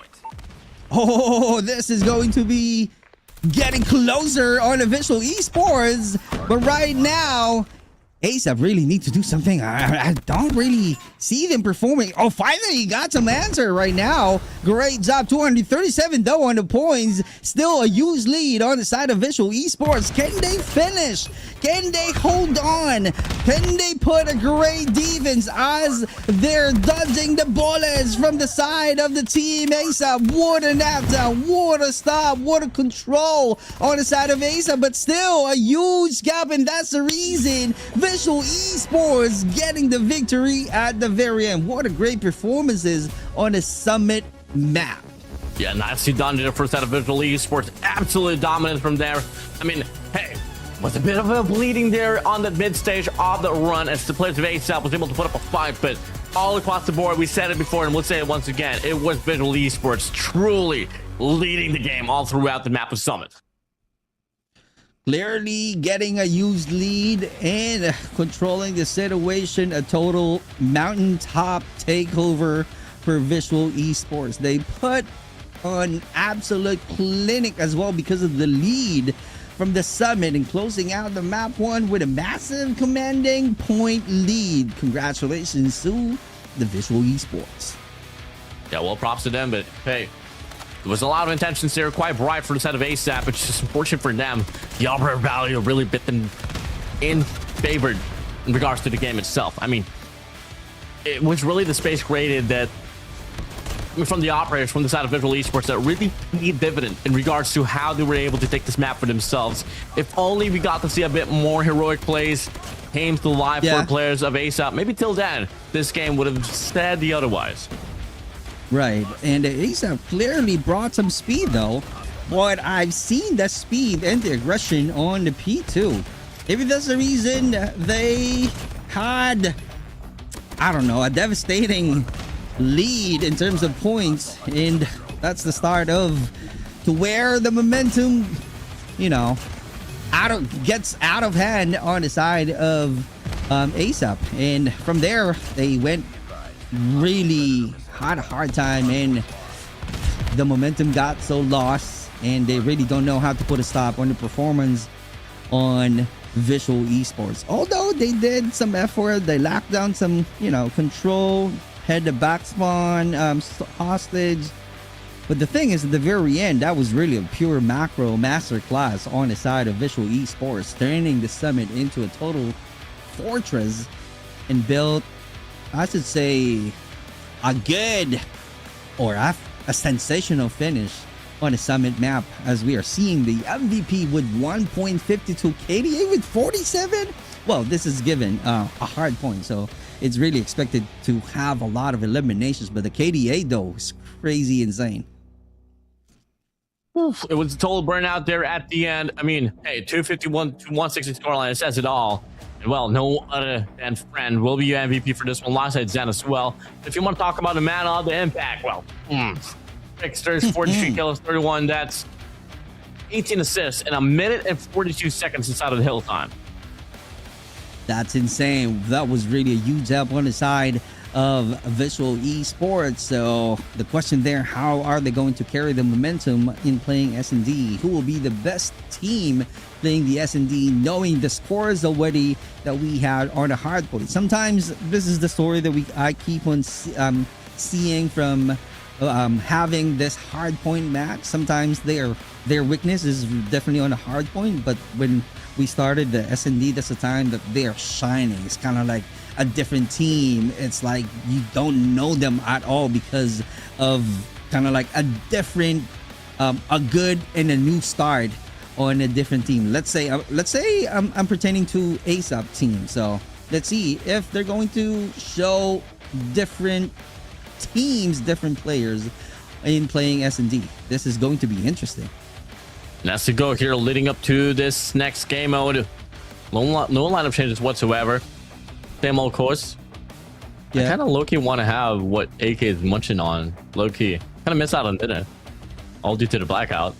But hey, has to go. Looking like they are going to be loading up inside of this game. Once more, it's going to be a game mode of search and destroy. As we kick things off, it's going to be a map of Coastal. Here we go. First blood already. AK finds it. Ran away. First blood. Reaper. ASAP. Able to get first initial blood, forcing an early 4v5. And this is the one that I'm talking about. An early annihilation on the side of ASAP. Let's see, how are they going to continue this kind of strategy? They really need to make a play. We are seeing a 3-2 split though on ASAP team, controlling the mid part. This is really a good defense that they are planning, but going heavy on the B side right now. So this will be an advantage. Let's see, how are they going to control and finish this match? Oh, what a surprise from Al, but that was really a good trade and definitely trying to fake the plant though. Let's see if ASAP will be getting this round, although they got the advantage. We are seeing 4-2 situation. Nicely done for them. ASAP definitely to be able to pull away with this round, not unless Zen alongside Me6 can pull some string out from this leads as Meeseeks finds the first shot, finds an AK and fires away. Anubis still able to get the trade and will be able to find a double. And that will be the players of ASAP here finding the first round here for their side. Great aggression, great strategy, thinking quickly. That's the good planning on the side of ASAP. Clearly making a statement. And I should say, as their team name, as soon as possible, the statement made early on the first round. So let's see how they're going to carry the confidence level that they've got, but loses Sen and Misai. If I'm reading it right, that was really a two-piece coming out from Anubis. 2 players now remains once again here for VIZUALZ. And now there's going to be a big stack here on towards this A alongside. Oh, friend. Let's let Bayern get one, though. Not too certain about an entire sweep. Looking like they all come across, and he does pull the trigger, but Mni shuts him down. Now on the boss duels. Doesn't matter. First and the second will come into the hands of the players of ASAP. Great job, great win. It's truly being consistent. So the synergy is out there. All you gotta do is carry the momentum. That was really a good back-to-back rounds for the ASAP team. They just really need to do the same strategy though with a close quarter battle, knocking down 3 players on the side of Visual Esports. That's insane. Big striker on this mid map and pow! Oh my god, AK. Knee as well. The marksmanship is just ever so precise for inside of ASAP. 3 rounds back to back. This is looking to be one of the fastest search and destroys we've seen for today's broadcast. I couldn't agree more. They're running hot. ASAP Hendry fraggers are finding the initial contact and winning the opponent, you know, the opening gunfights. And we keep on seeing that one. Just like Fran loses the battle. Another first blood here for the side of ASAP. He's going to get cooked up here. Meeseeks to back away. And from the mid-map, oh my god, AK! Quick ult trade. Drops Zen out. 3 plus remains for the side of the Indonesians. And ASAP, we have the numbers here to go. A quadruple round flow. And it's going to be Knee finding tricksters out once again. Another 2v4 situation. And now they go for the calling. They go for the strike. You got to be ready. Meeseeks going to be right around the on the staircase. 2 players on the clubby side. 1 player on A long finds the first pop. Won't be able to get a connection, and not until now. Checks up with a scope. Able to find Fears away now to 2v2. You got to be careful right now, Miss 6, because the intel being given. But Al is out there with a flag and it works. 2v1 is the situation. Let's see. Oh, that's the first loss of the team ASAP. That's really a great comeback from the Visual Esports. Now a bit of a lifeline here for them. Trying to put up a fight in 4 rounds, but finally on the board. You know, avoid getting first blood, and not gonna lie. Yeah. They're really good getting the first blood. But let's see now. Because they've read the plan of ASAP, but AK still knocking down Fran and Masick. Can you imagine? That's really insane. And ASAP, the best, truly the best as well, helping out the team to progress and move forward. But Tricksters is right there, tricking all of the 3 players of ASAP. Can you imagine? That was really a quick return. Yeah. Oh my god. VIZUALZ. Al finds a double to close things out. And all of a sudden, only 1 more round to go and get this equalized. Up the map of Coastal. Trying to feel it. No, Al. Got to see it on his face. Now round number 6 now going to be opening up. Look at the stack here from the side of ASAP. They are leading towards it. Up the side with no contention whatsoever. It's the players of VIZUALZ to go for a triple stack here on A long. So it's going to be a free stack here for the side of ASAP. This is going to be intense. Right now we are seeing Visual Esports try to slow down. But ASAP, entry fraggers hit another level. Let's see how effective it is. Ow, it's right there. Oh, loses the fight.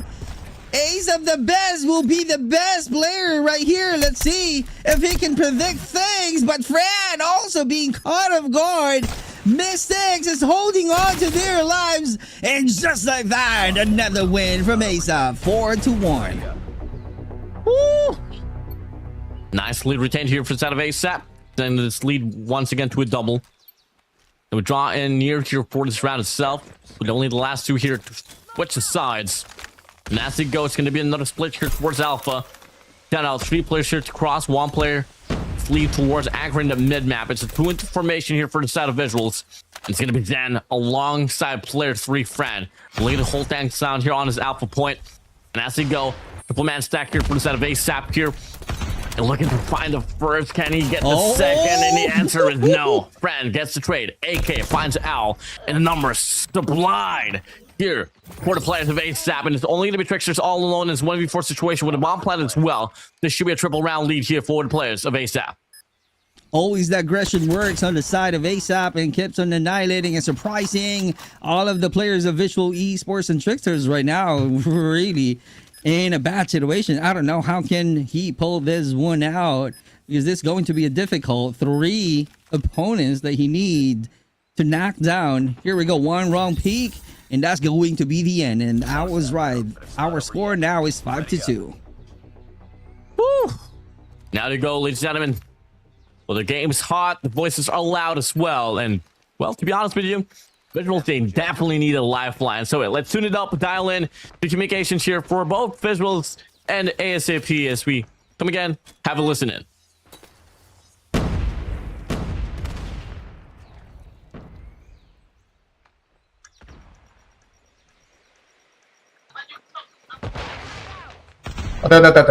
Tutus ulit. Bangayakan. Gak bangayakan.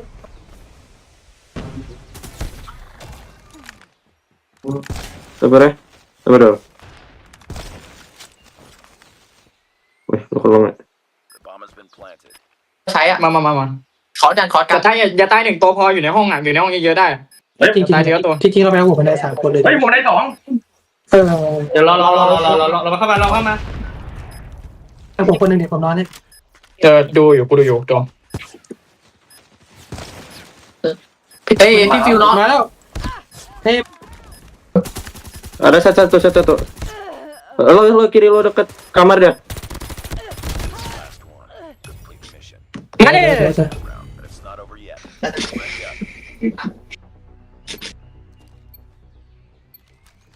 I kid you not, that was really a great comms.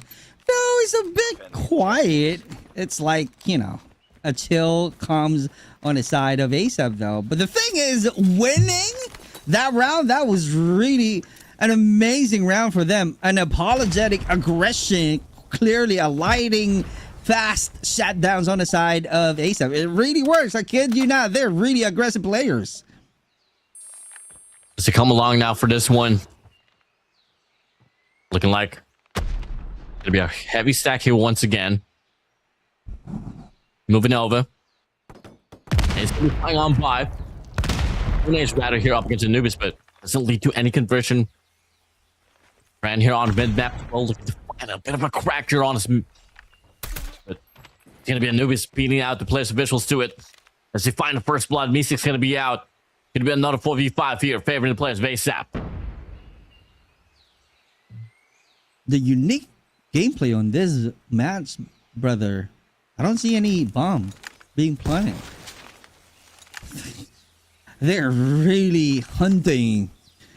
They're always on the look down, and they wanted to make sure that they can knock down all of the players. So let's see how it will work and be at their advantage, being aggressive players right now. We are seeing 3 players left, 3v3 situation. They need to do some reset with the frag being thrown, with a quick scope coming out from AK. He gets 1, he gets 2, he gets 3, but a different player coming out from Furious, not being scared to knock down the opponent. Jesus, I mean, I don't exactly know what's happening inside of this map here, or this game, or rather, for the side of Visual Esports, but how dominant they were on that map of Hardpoint Summer is exactly how shaky they are here on a Search and Destroy. But hey, round's never over, not until it's done, but hey, Done. Anubis already finding a double spree once again. Fran and Meesix all alone to go for the Oh my clutch. God. It should be offered here by the side of player 5. And that's going to be AK finding the first, looking at the second as well. Meesix able to survive just a little bit. Off for a reset. Now, in a 1v2 situation, Bomb's going to get dropped here right around A-long. You're on the side of ASAP. You don't really got to do too much, but they're going to offer a double man push. Checks up, pulls the trigger, and they'll get overrun by the numbers. Just like that. ASAP on map point. And the name ASAP, as soon as possible, they wanted to finish the S&D match, and clearly they putting and making a play and making the first blood works, and definitely it's like a quick, lethal, and aggressive gameplay on the side of ASAP. Coming over. Where's this one? To go. Pushing over. It's a bit of a hustle here on this mid map, and both ends just pull the trigger. No leads to any conversion of any elimination, not just yet. But Trickster extends himself out. Meesix holding this angle down. A lot of individual gunfights, and it's all going to come down to the best of moves. And Alkin able to slip by, finds the hamburger, but the punch down from Furious. Oh my god! Ow! Sit down, ring the bell. Furious knows it. Knocks one player out. No leads to any conversion, any map control whatsoever. Oh! And he looks to get another as well, but Trickster is able to get the Punisher, and now it's a 4v4. Here we go. We are seeing the map right now. A great control. Each players got their own sidelines rotating. Meesix is out there finding some intel with no avail though. Let's see if he's going to rotate and get in from any houses. What a great knockdown coming out from Tricksters. 2 players left on the side of ASAP. Here we go. You gotta run. You gotta find a defense. Losing another one. AK is the only player. Can he get one? Can he do some claws? That is something that we need to find out. Let's see how is he going to finish this battle. Trickster being surprised. AK still being alive and well. Here comes the bomb being planted. A lot of pressure putting on the shoulder of ASAP AK. Let's see how is he going to plan this attack. Or this might be an easy win on the side of Visual Esports. Yeah, this is going to be a tough retake here. You only got a shotgun to work with, and you got 3 players posted up there on the Cubby side. Even with a sniper, I don't think it's going to be well probable, but hey, it was wrong, OAK. 14 seconds up on the clock, and just like that, they go for the chow. Shuts them down. Visual Esports, they prove another lifeline in this map of Coastal. Extending the game. Great start, and they can definitely duplicate that one. I kid you not, this is going to be, I think, only the first time we are seeing the bomb being planted.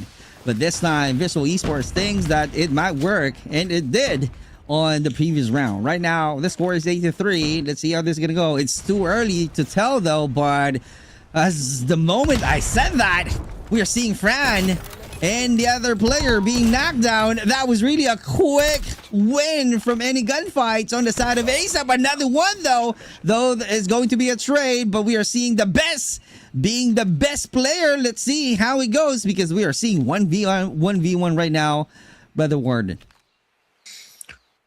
Coming in, Sans can be able to get the spawn planted now here on Bravo. What's the call here? Do you want to play back, or do you want to play for the cut? Looking like it's going to play a bit more extracurricular. Puts himself on the boss tools. He doesn't pull the trigger though. I don't know if Mess hears them, but takes up the fight. Oh, fight. Just like that. ASAP. All due to the best. We'll be able to close it out here in this map of Coastal in a 9-3 fashion.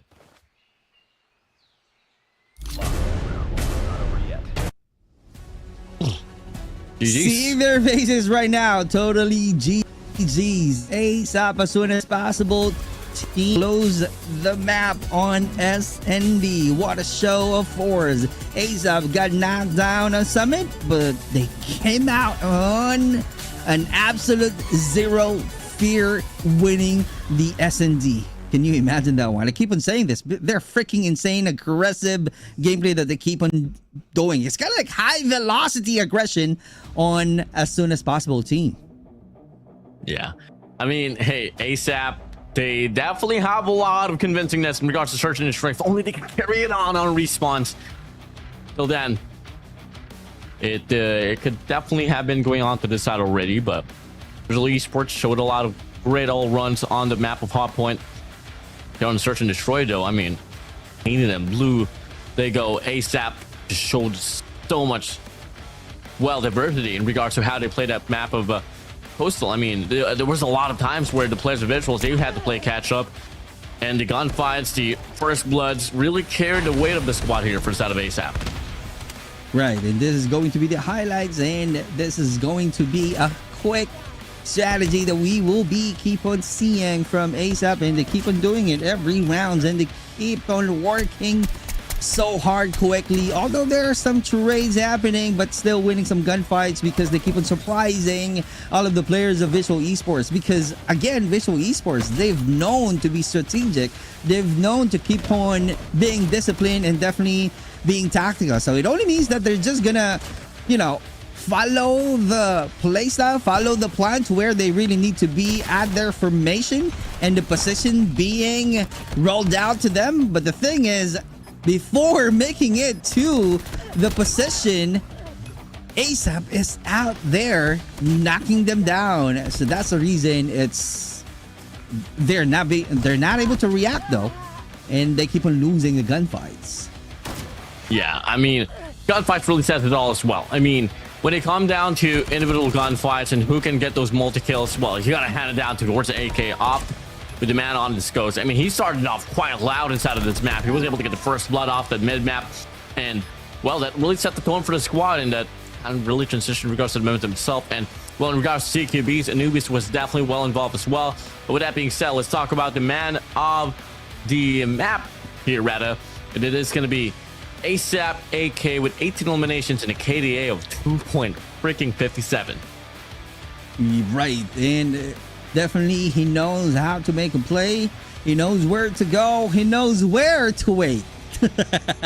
So a passive and a combination of tactical strategy that we are seeing from AK, and truly because of that masterclass being shown by AK, he managed to knock down a lot of players on the side of VIZUALZ Esports, and because of that, he is finally being the MVP with a great performances. On the flip side, though, we are seeing Mystics got the 10 annihilation, and clearly a huge help on the side of the team Visual Esports. The question there is like, are they going to do the same thing? Like, you know, putting a lot of strategy first on raid for the control side, knowing the history already.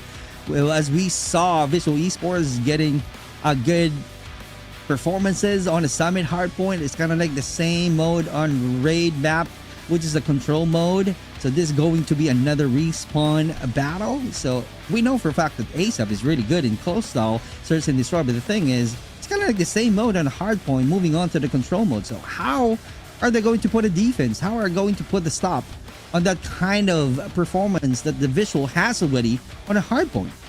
Let's see who can curve it here on this raid control. I mean, I feel like this is going to be a make or break situation here for both of these squads. Whoever can win this game 3 might just be able to dictate the pace as well on at game number 4, as the players now going to be loading inside of this game.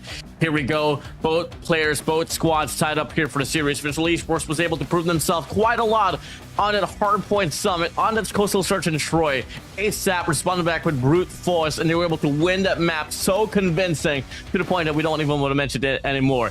As we load inside of this game, once more, raid control. It is Visual Esports up against ASAP. To start things off here, it's going to be ASAP on the offense. Visual Esports, they go on the defense.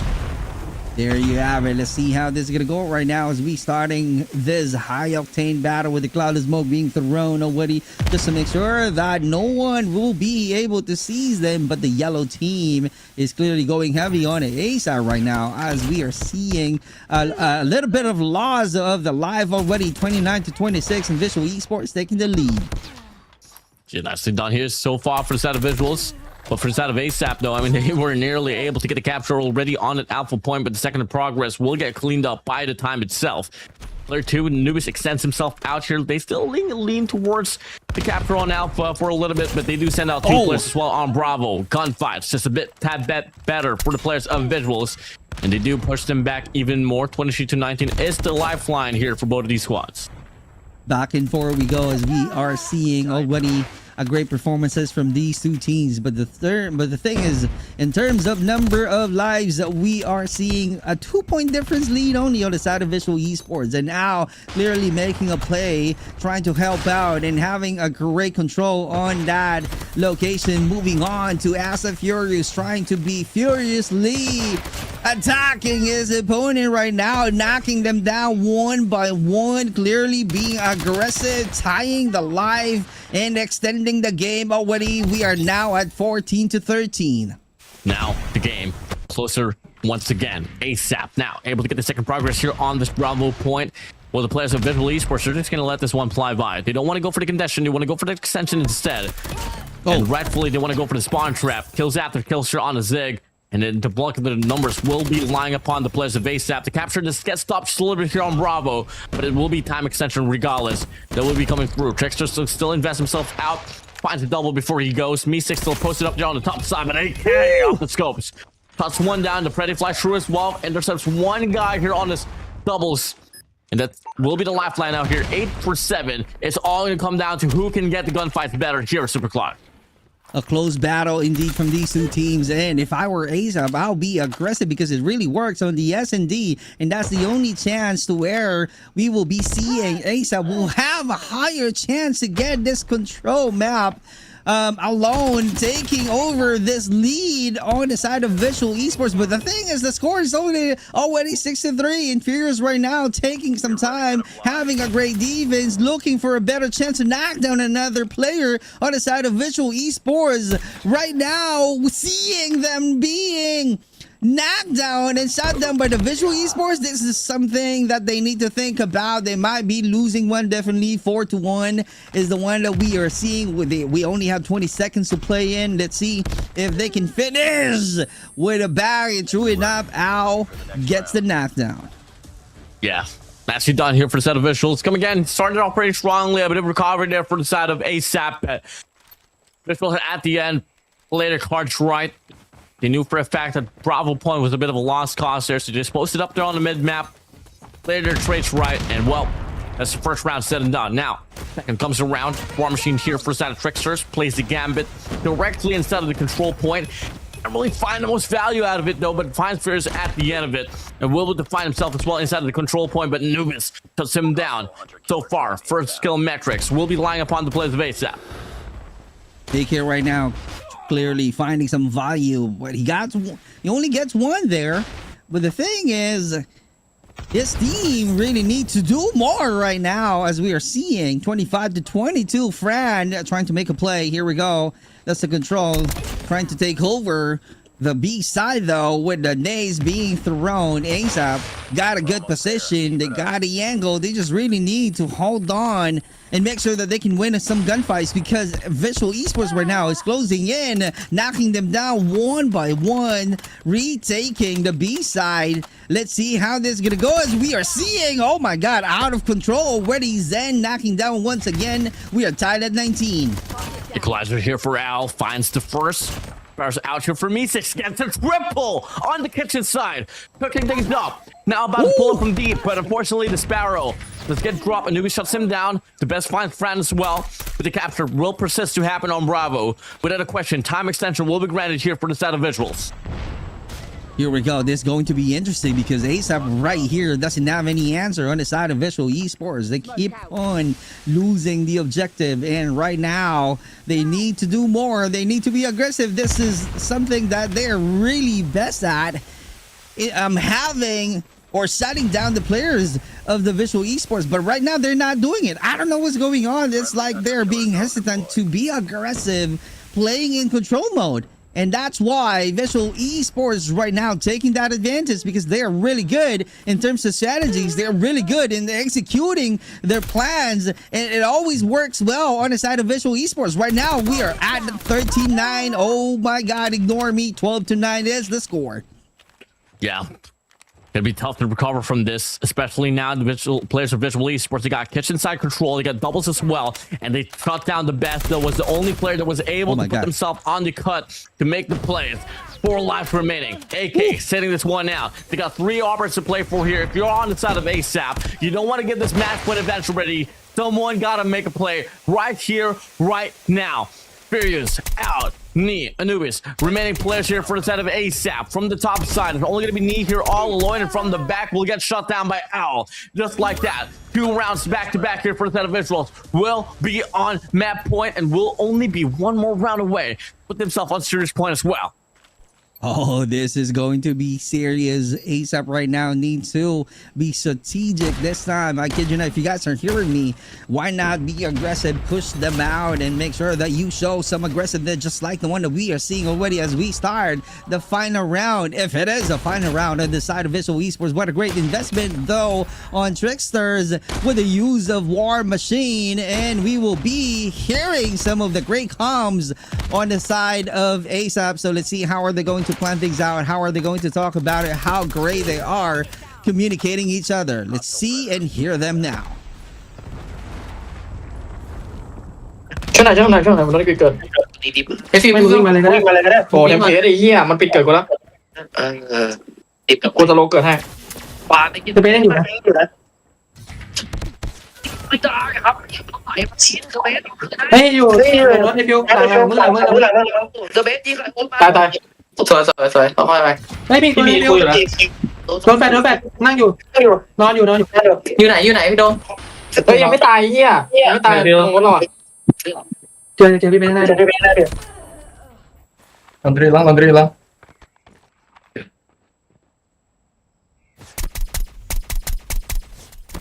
Lambo mid tuh mati di mid satu ya mid satu pilar mau majuin kitchen aku mati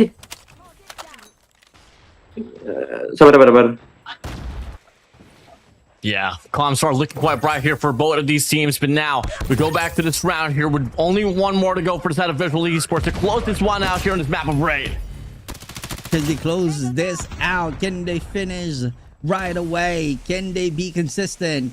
How long can they hold on to their points? We are seeing 13-9, just only a few point difference on the side of ASAP, but that ASAP needs to do a lot of effort right now, investing a lot on their operators. But the thing is, Me6 right now is being ready with the use of that Sparrow, knocking down Knee from ASAP. Right now we are at 10-4. This is it. This is going to be the end of the match. We are seeing a sweep from the control mode in no time. 1 more player to go. Furious, let's see. And just like that, that's the end of the battle. 3-2-0. Visual Esports gets the victory. Definitively end of the line for that one.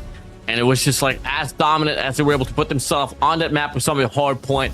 Definitely Respawn's not too much of a problem here for that of Visual Esports, and on the long-term run as well. I mean, you change game 3 to game 4, that will be another hardpoint game. So on paper, this is looking quite bright here for the set of VIZUALZ. Right, so this is going to be favorable to them. Textbook, definitely disciplined and dominant on the control mode in Raid map. Visual Esports definitely secures map 3 and pushes themselves to the 2-1 on our series. And Team ASAP, though, they need to bring the fireworks. The aggressiveness is the key, but nonetheless, we are seeing Visual Esports getting the map win on the control mode. Yeah, I mean, they definitely got to do a lot here for the players of ASAP, especially when it comes down to respawns. I mean, it's not a coincidence that they did bleed out on the map of Hardpoint Summit. Same goes for this Raid control. And, well, it came down to, once again, the operators that came along. You know, there was a lot of opportunities and instances where we kind of felt that in some way, maybe ASAP could have gambled their operators and maybe could have created a space, but unfortunately, it didn't really come towards their way. On the contrary, I mean, it was exactly the opposite for the side of VIZUALZ. They came in ball, they came in hot, and they came in confident when it came down to, well, series or moments where it mattered the most. That is definitely true. Not only that, Visual Esports, their trade efficiency was I should say, immaculate, ensuring that every kill ASAP got was instantly answered. So that's how they do some counter. That's how they answer the call, and they're doubling, you know, the number of annihilations from their bags, and that's the reason they keep on having a good, I should say, a life budget on the control mode, and that's the victory nonetheless on the side of Visual Esports. Seeing the numbers already, great job on Tricksters there. He's not really, you know, tricking his opponent ASAP though, but the thing is, he's definitely managing the number of annihilation. What a phenomenal performances from him. Definitely. Well, with that being said, Tricksters will be your man here on this map of raid control. Same goes for Al, by the way. I mean, they pretty much have a pretty similar statistic line alongside Zen. I mean, 20 apiece for Tricksters, Al, and Zen combining for 60. Me, Six, and Fran didn't really have to do too much. On the contrary, the best had a bit of a hard time in this map of raid control, but AK Anubis rather is able to carry just a little bit of the weight, but then again, it was just not enough at all. Need to see more sustainability for the rest of the crew. Now let's take a look at the MVP, and it will be no other than Tricksters with 20 eliminations in a KDA of 1.43. That's really a good performances and a huge help on the side of Visual Esports, eliminating 20 on the last match with 1.43 KDA. That was really an amazing performances already. He's definitely clearly showing how good he is, an individual prowess for Trickster.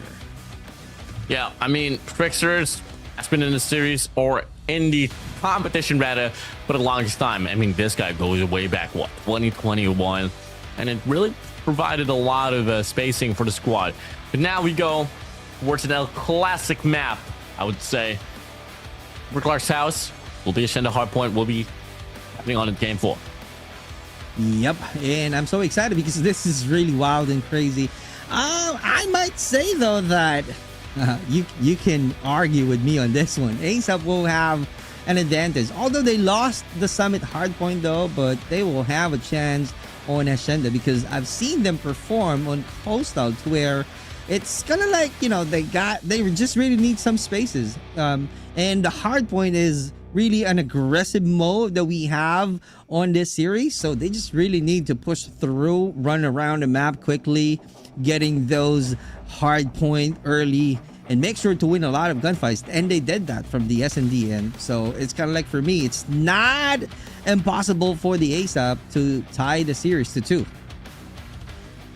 Oh, definitely. As now soon enough, we're going to be loading inside of this game. Could be the last and final map here for the series, and it could be the last and final map here for today's broadcast. Nonetheless, the players of ASAP will be able to put up a fight up against the squad of Visual Esports as we move along in this map of Hacienda Hardpoint. Here we go. Game 4 on the lead. Visual Esports. Can ASAP respond back with their own force and forces 1 through a game 5? Let's come and find out. Here we go. Let's come and find out as the Visual Esports take the hard point control right off the bat. But the thing is, the ASAP is also out there quickly taking over the hard point. That was really a good retake. But the thing is, Visual Esports right now clearly got a good angle and definitely capitalizing it. How long can they do that? Can they still knock down and be consistent? They're soldiers of ASAP, as we are seeing ASAP getting a good lead already with 14-7. As to go here, first initial time will be given for the set of ASAP, as you did say. But the players of Visual Esports, they do get the break just a little bit. They send out the players of, well, ASAP, they're on the team side alongside Arches, and they're going to be able to find a means to get the break inside of the hill as well. Back and forth they go. A bit of a pendulum battle, but the last initial time will be granted here for the set of ASAP as they are able to double down the lead here for their side. P2 rotation now comes along as the players of Visual Esports here early for that next rotation. that was really a lost opportunity, I should say, on the side of ASAP, because this is going to be a tight room to where ASAP should be the one taking over the hard point, and that will be a great, or I should say a best strategy and a best position to be with in order for you to secure your lead, because right now Visual Esports taking over the lead with 29-26. I kid you not, I was right, because of the playstyle of the ASAP right now. That's something that they really need to do and take note about it, and make sure to do the same thing on every tight spaces hard point that they need to control. Yeah, it's definitely looking quite bright here for a set of VIZUALZ as they are able to hit it down from the backside. Tricksters pulling up, able to get the first, looking to get the second as well, able to wipe them off. Now, ASAP hitting it here from the rocks. Going for a triple man push, but Tricksters inside of the hill will get wiped away. And this will be detrimental time here for the set of ASAP to lower down the lead here up against VIZUALZ. Rotation comes through now here on the Speed 3, and it's the players of VIZUALZ once again early for it. Point identified. There we go, and that's the key. Let's see how this is gonna go, because this is going to be a money hill on the side of Visual Esports, having a best position right off the bat, a great control. So the question there, if ASAP will have some answer just like that. Al taking the answer. Let's see what's gonna be the control right now on the side of ASAP, because they keep on losing. They're failing how to answer the perfect attack, the great offense. And right now with the War Machine taking down 3, Mystics and Fran with the answer. All of the players of ASAP losing the battle because of the great investment coming out from Fran. Nicely done here for the set of VIZUALZ, the largest lead we have been able to see here so far. Fran finally goes down. Then popped that 100 killer drone as well. They're looking to find a value out of it. Sub 10 seconds remaining here off the hill time, and till then the players of ASAP still stacking the hill here from the front side. Unfortunately for them though, no breaks will be offered at all as the players of VIZUALZ plays it so much better. Just like that now, it's going to be 82-39, right around a 40-point lead here for the players of VIZUALZ. A tight space once again. It should be ASAP though. Now, yep, you heard me right. I keep on rooting to ASAP team already, because I know their playstyles. I know that they can do it. But the thing is, Visual Esports is always being the first one. What a great investment right now for ASAP, the best. Let's see if he can find some value on his equalizer. Getting one though, but also being knocked out coming out from Al. What a great explosion. We're seeing Knee this time about to help out the team on the hill. Here we go. Zen is out there. What a great support for the Visual Esports team taking over this hill. Great job, 55-88. Still at the side of the Visual Esports. Now, what would be the plan on the ASAP? You are losing the battle. That's really a great formation. This is it. This is your chance. All you gotta do is take over. Make sure that you won't allow the Visual Esports to really steal the hard point. What a great performances already. Fran with the answer. Still 88-70. What a great reason. We are moving on now to the P1. Back to P1, baby. 18-point lead for the set of VIZUALZ. Dead top down by ASAP even more. As they stack it up here from the hillside. VIZUALZ looking to play this one here from the top. Woo! Able to make it drop just a little bit. A bit of a 1v1 inside of the hill. That's going to be player 3. Fran able to win it. Place for their life. AK, bottom side, kitchen, War Machine cooking it up. Looking to find the first shot here. Mystic's going to be on the right-hand corner. Able to get the 3-4 shells finally gets the connection, but 2 operators going to be out. Make it 3 rather as Fran drops his Sparrow, but the equalizer in the temp is still quite alive and active here for the players of VIZUALZ. This is going to be difficult right now on the side of ASAP, as we are seeing Visual Esports taking the control of the P1 reset, even if they're holding it and have a good retake. But the thing is, it's just only a few seconds retake on the side of ASAP, so it only means that the Visual Esports is doing correctly. They got a good play styles, pushing through, being aggressive, helping each others out, knocking down the soldiers of ASAP. Looking at it, we keep on seeing a good killing streak on the side of Visual Esports. Freddy is out, knocking him down. Only one. The best was the one being caught from the Freddy. Yeah, Freddy on the ready. able to intercept the players. It's now Visual Esports. They got the best side of the spawns on this P2. You got Meesex locking it down. 3 players directly inside of the hard point. But ASAP, they lead the way as Anubis whips out the Sparrow. Unfortunately, can't really find the break. But his teammates able to make it work. Knee, that machine, able to sweep away the players of Visuals. And they're going to be able to find themselves inside of the hard point, but no spawn definition. As the Cavalry runs through the side of Visual Esports, they take the hill right back. Come on, ASAP, you had it already. Take it back. Come on, man. The drone is out. Let's see if he can find some value. No avail. ASAP knee is right there with the blind shot with the cloud of smoke. That's the reason they don't know where to go. But Fran sees it clearly. They got a visual, seeing the situation. Crystal clear, and just like that, Tricksters once again getting a win. 156 to 82. What is going on? Scrap time. Moving on to another hard point, but this is gonna be a money heal once again to the Visual Esports. That's gonna be the time right now to hit the 200 mark. Yeah, I mean, you got to talk about Owl and Tricksters alongside Meesex here, just slaying their hearts out in this map. I mean, on contrary, AK is the only player that has been able to provide a bit of a, spotlight here for the squad of ASAP. But anything can change at any moment in time. Never over, not until the fat lady starts saying. It's now the game's going to be opening up here once again on P3. The players of ASAP, they beat the first initial time to it up against the players of Visuals. That's the best, clearing up the pavement, get away. Finally just gets shut down. And ASAP finally getting involved here for another point mark. Capture the hard point.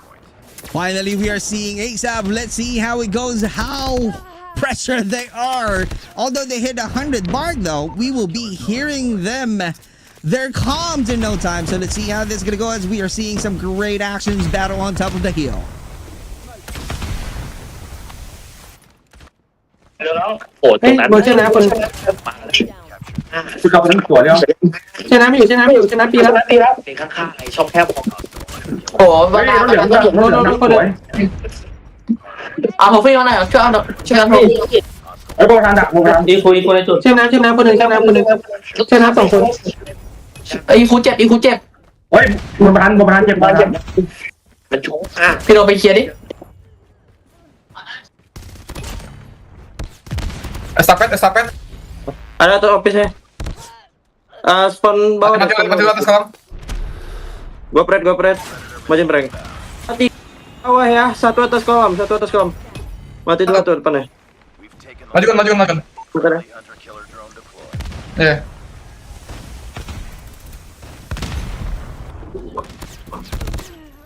Satu atas kolam, one hit. 209 to 104. ASAP on the trail by 100 points. They need to play the next 3 hard point into perfection if they want to stay alive in this map of Shenda. Oh, that's going to be hard on the side of ASAP as we are seeing Fran annihilating them all. There's no answer on the side of ASAP, but they need to be quicker. They need to take over. They need to really control the P1 reset. But this time we are seeing a great positioning that we have on the side of Visual Esports. They are allowing right now ASAP to take that control because they know for a fact that they can knock them down because of the elevation. They got a high ground. They got a good angle. In no time, we will be seeing a lot of shutdowns on the side of Visual Esports as we are seeing 225 though. It's a matter of time we'll be seeing Visual Esports claiming the victory from the last hard point. 25 points remaining for the side of the Indonesians to close out the series up against ASAP of Thailand. The operators comes down and it goes huge for the players of Visual Esports. Here we go now, 118 only that we are seeing from ASAP. A lot of points that need to work on. Although there's a quick retake, but Visual Esports not allowing them holding on longer that hard point as we move on to the next hard point. This is going to be the chance of ASAP right now. It's kind of like the Elevate team doing a last clutch. Let's see if that's going to be possible on the side of ASAP because we are seeing 240 mark already on the side of Visual Esports. This might be going to be impossible, but who knows? There is still going to be a miracle on the side of ASAP. I'm not still losing hope for ASAP. I'm still rooting for ASAP. Let's see. Come on, man. Work things out. Still 130 to 240. A lot of points to work in. Oh, that might just be it. Fran able to get the break. Sub 4 points remaining now. Player 3 Furious has to slide in. Knee as well. They stack it up here from the back. 2 more players to worry about for the players of Visual Esports. And just like that, they close out the series in a 3-0, 3-1 fashion rather. GG's well played. A bit of bleeding there on the game of Search and Destroy. But when it came down to respawns, Visual Esports, they got it all. I couldn't agree more. Visual Esports secures a center hard point and closes out the series with 3-1. And definitely, I'm still rooting with ASAP though. But the thing is, ASAP still got a lot of effort. They brought high velocity chaos and pushed them to the brink with that dominant Search and Destroy win. Yeah, don't forget to those promises. But it is what it is. A win is a win. A loss is a loss. We are seeing and showing you the winner for the hardpoint match and the series to 3-1. Congratulations to VIZUALZ Esports. Yeah, well, props to them on this one. I mean, the operators, man. I mean, it's definitely one big factor in how they were able to carry their own weight in regards to all 3 of the Respawn gamers that we were able to play in this series up against ASAP. I mean, nicely done for them. I mean, a pretty strong start. Come again, a bleeding here and there, but at the end of the day, hey, a win is a win and you'll take it. It's another lesson we held on to for another day. Right. It was really, I should say, an unbelievable series between 2 total powerhouse. Although I didn't know them from the very start, right now I know them. I love them. That's the reason I'm rooting with ASA, because I know that they can do it. But the thing is, they're being late, taking over the hard point, and that's the reason Visual Esports is able to capitalize, able to invest a lot of operators. It really works. They found some value to it with the Preddy. Can you imagine? And they keep on knocking down, putting a shutdown, controlling the hard point. They're not allowing any break points from any entry points of the hard point, especially for this hill. They keep on winning this hill. That's really a money hill on the side of Visual Esports. That's the reason they claimed the victory at the very end, because of phenomenal and sensational finish for this map alone. Yeah, I mean, I gotta agree with you on that note. I mean, their score streaks really came into matter as well here. Well utilization here for the players of Visual Esports, and just gotta talk about the efficiency of them to be able to build up those Predator missiles, Hunter Killer drones. Yeah, really laid dividend in regards to how they were able to pull away with this map. It was kind of unfortunate as well for the side of ASAP though. I mean, showing it for their side here, they were only able to start to show a bit more later on, you know, instead of the map itself. But now let's draw in back towards our star of the show here. It will be no other than Owl, back in the MVP here for this map of Vizenda. 49 eliminations in the KDA of 1.81. Owl making a play, having a huge chunk of the eliminations for this series with a KDA of 1.81. That's clearly insane. That was really a good performances, helping out the team along. Great job, great battle. Owl is the MVP for the series. As you guys are seeing already, the scores cannot lie. 250 to 130. That's a huge gap in terms of performances. And well, that's the thing though. If you know already your strength, why not use it? Right? Yeah.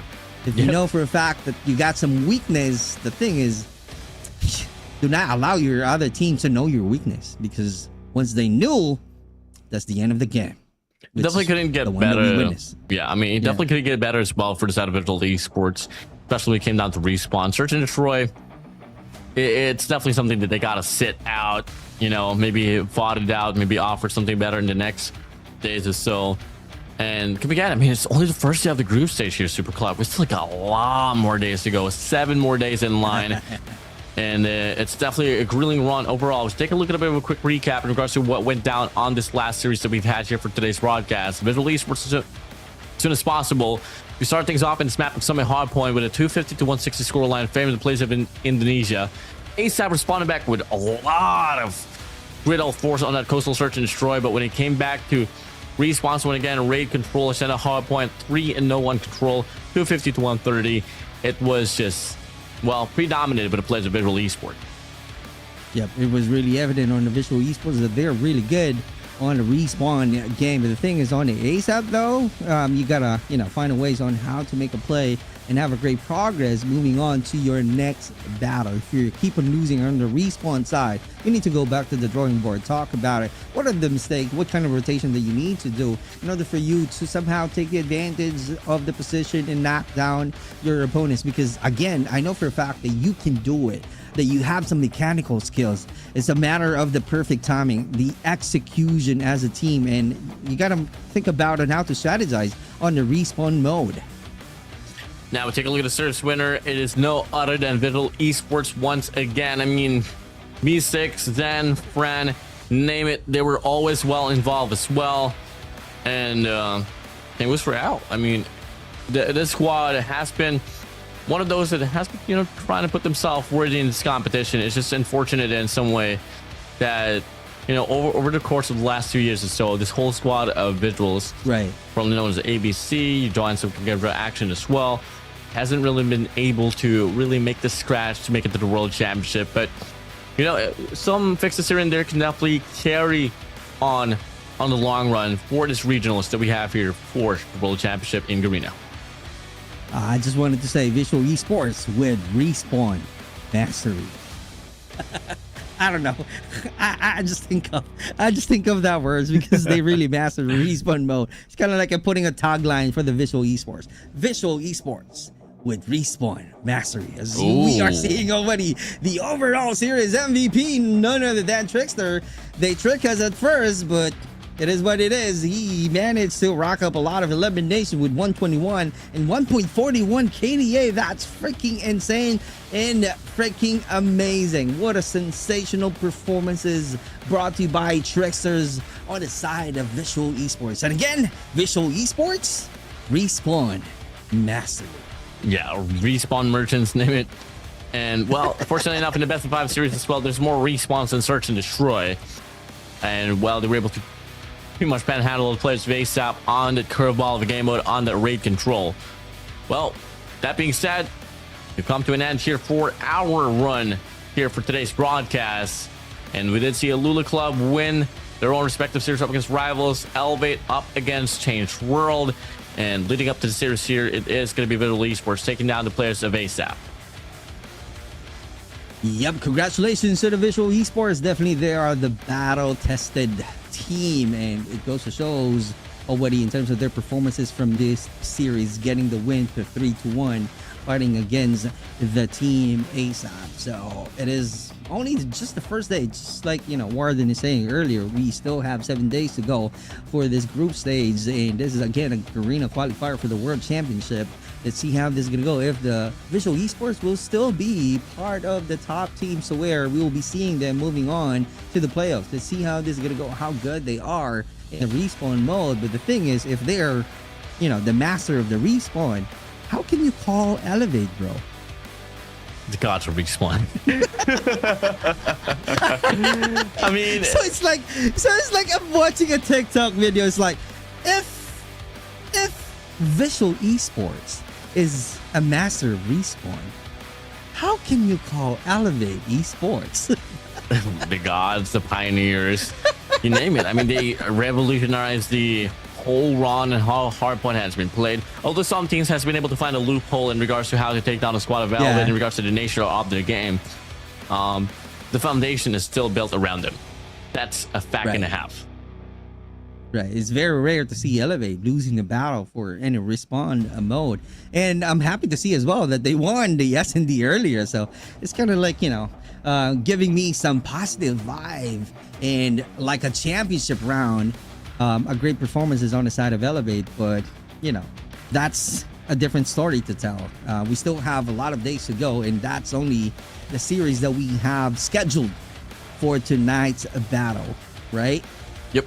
I mean, truly. I mean, for tomorrow's run, ladies and gentlemen, if you guys are tuning in as well, but make sure you guys are following our socials all across Facebook, YouTube, and TikTok, because we still got a lot of matches up ahead by tomorrow's run as well. So we'll have 3 sets of matches. But before that, though, let's take a look at the tally in regards to the group stage standings. We got Elevate here alongside ALULA on the top side. VIZUALZ Esports will put themselves involved as well on the big floor. And ASAP, I mean, alongside Rivals, will take their L for today's run. Changed World, on the contrary, will be at the bottom side of the feed as they were losing so much there. They weren't able to claim any maps whatsoever.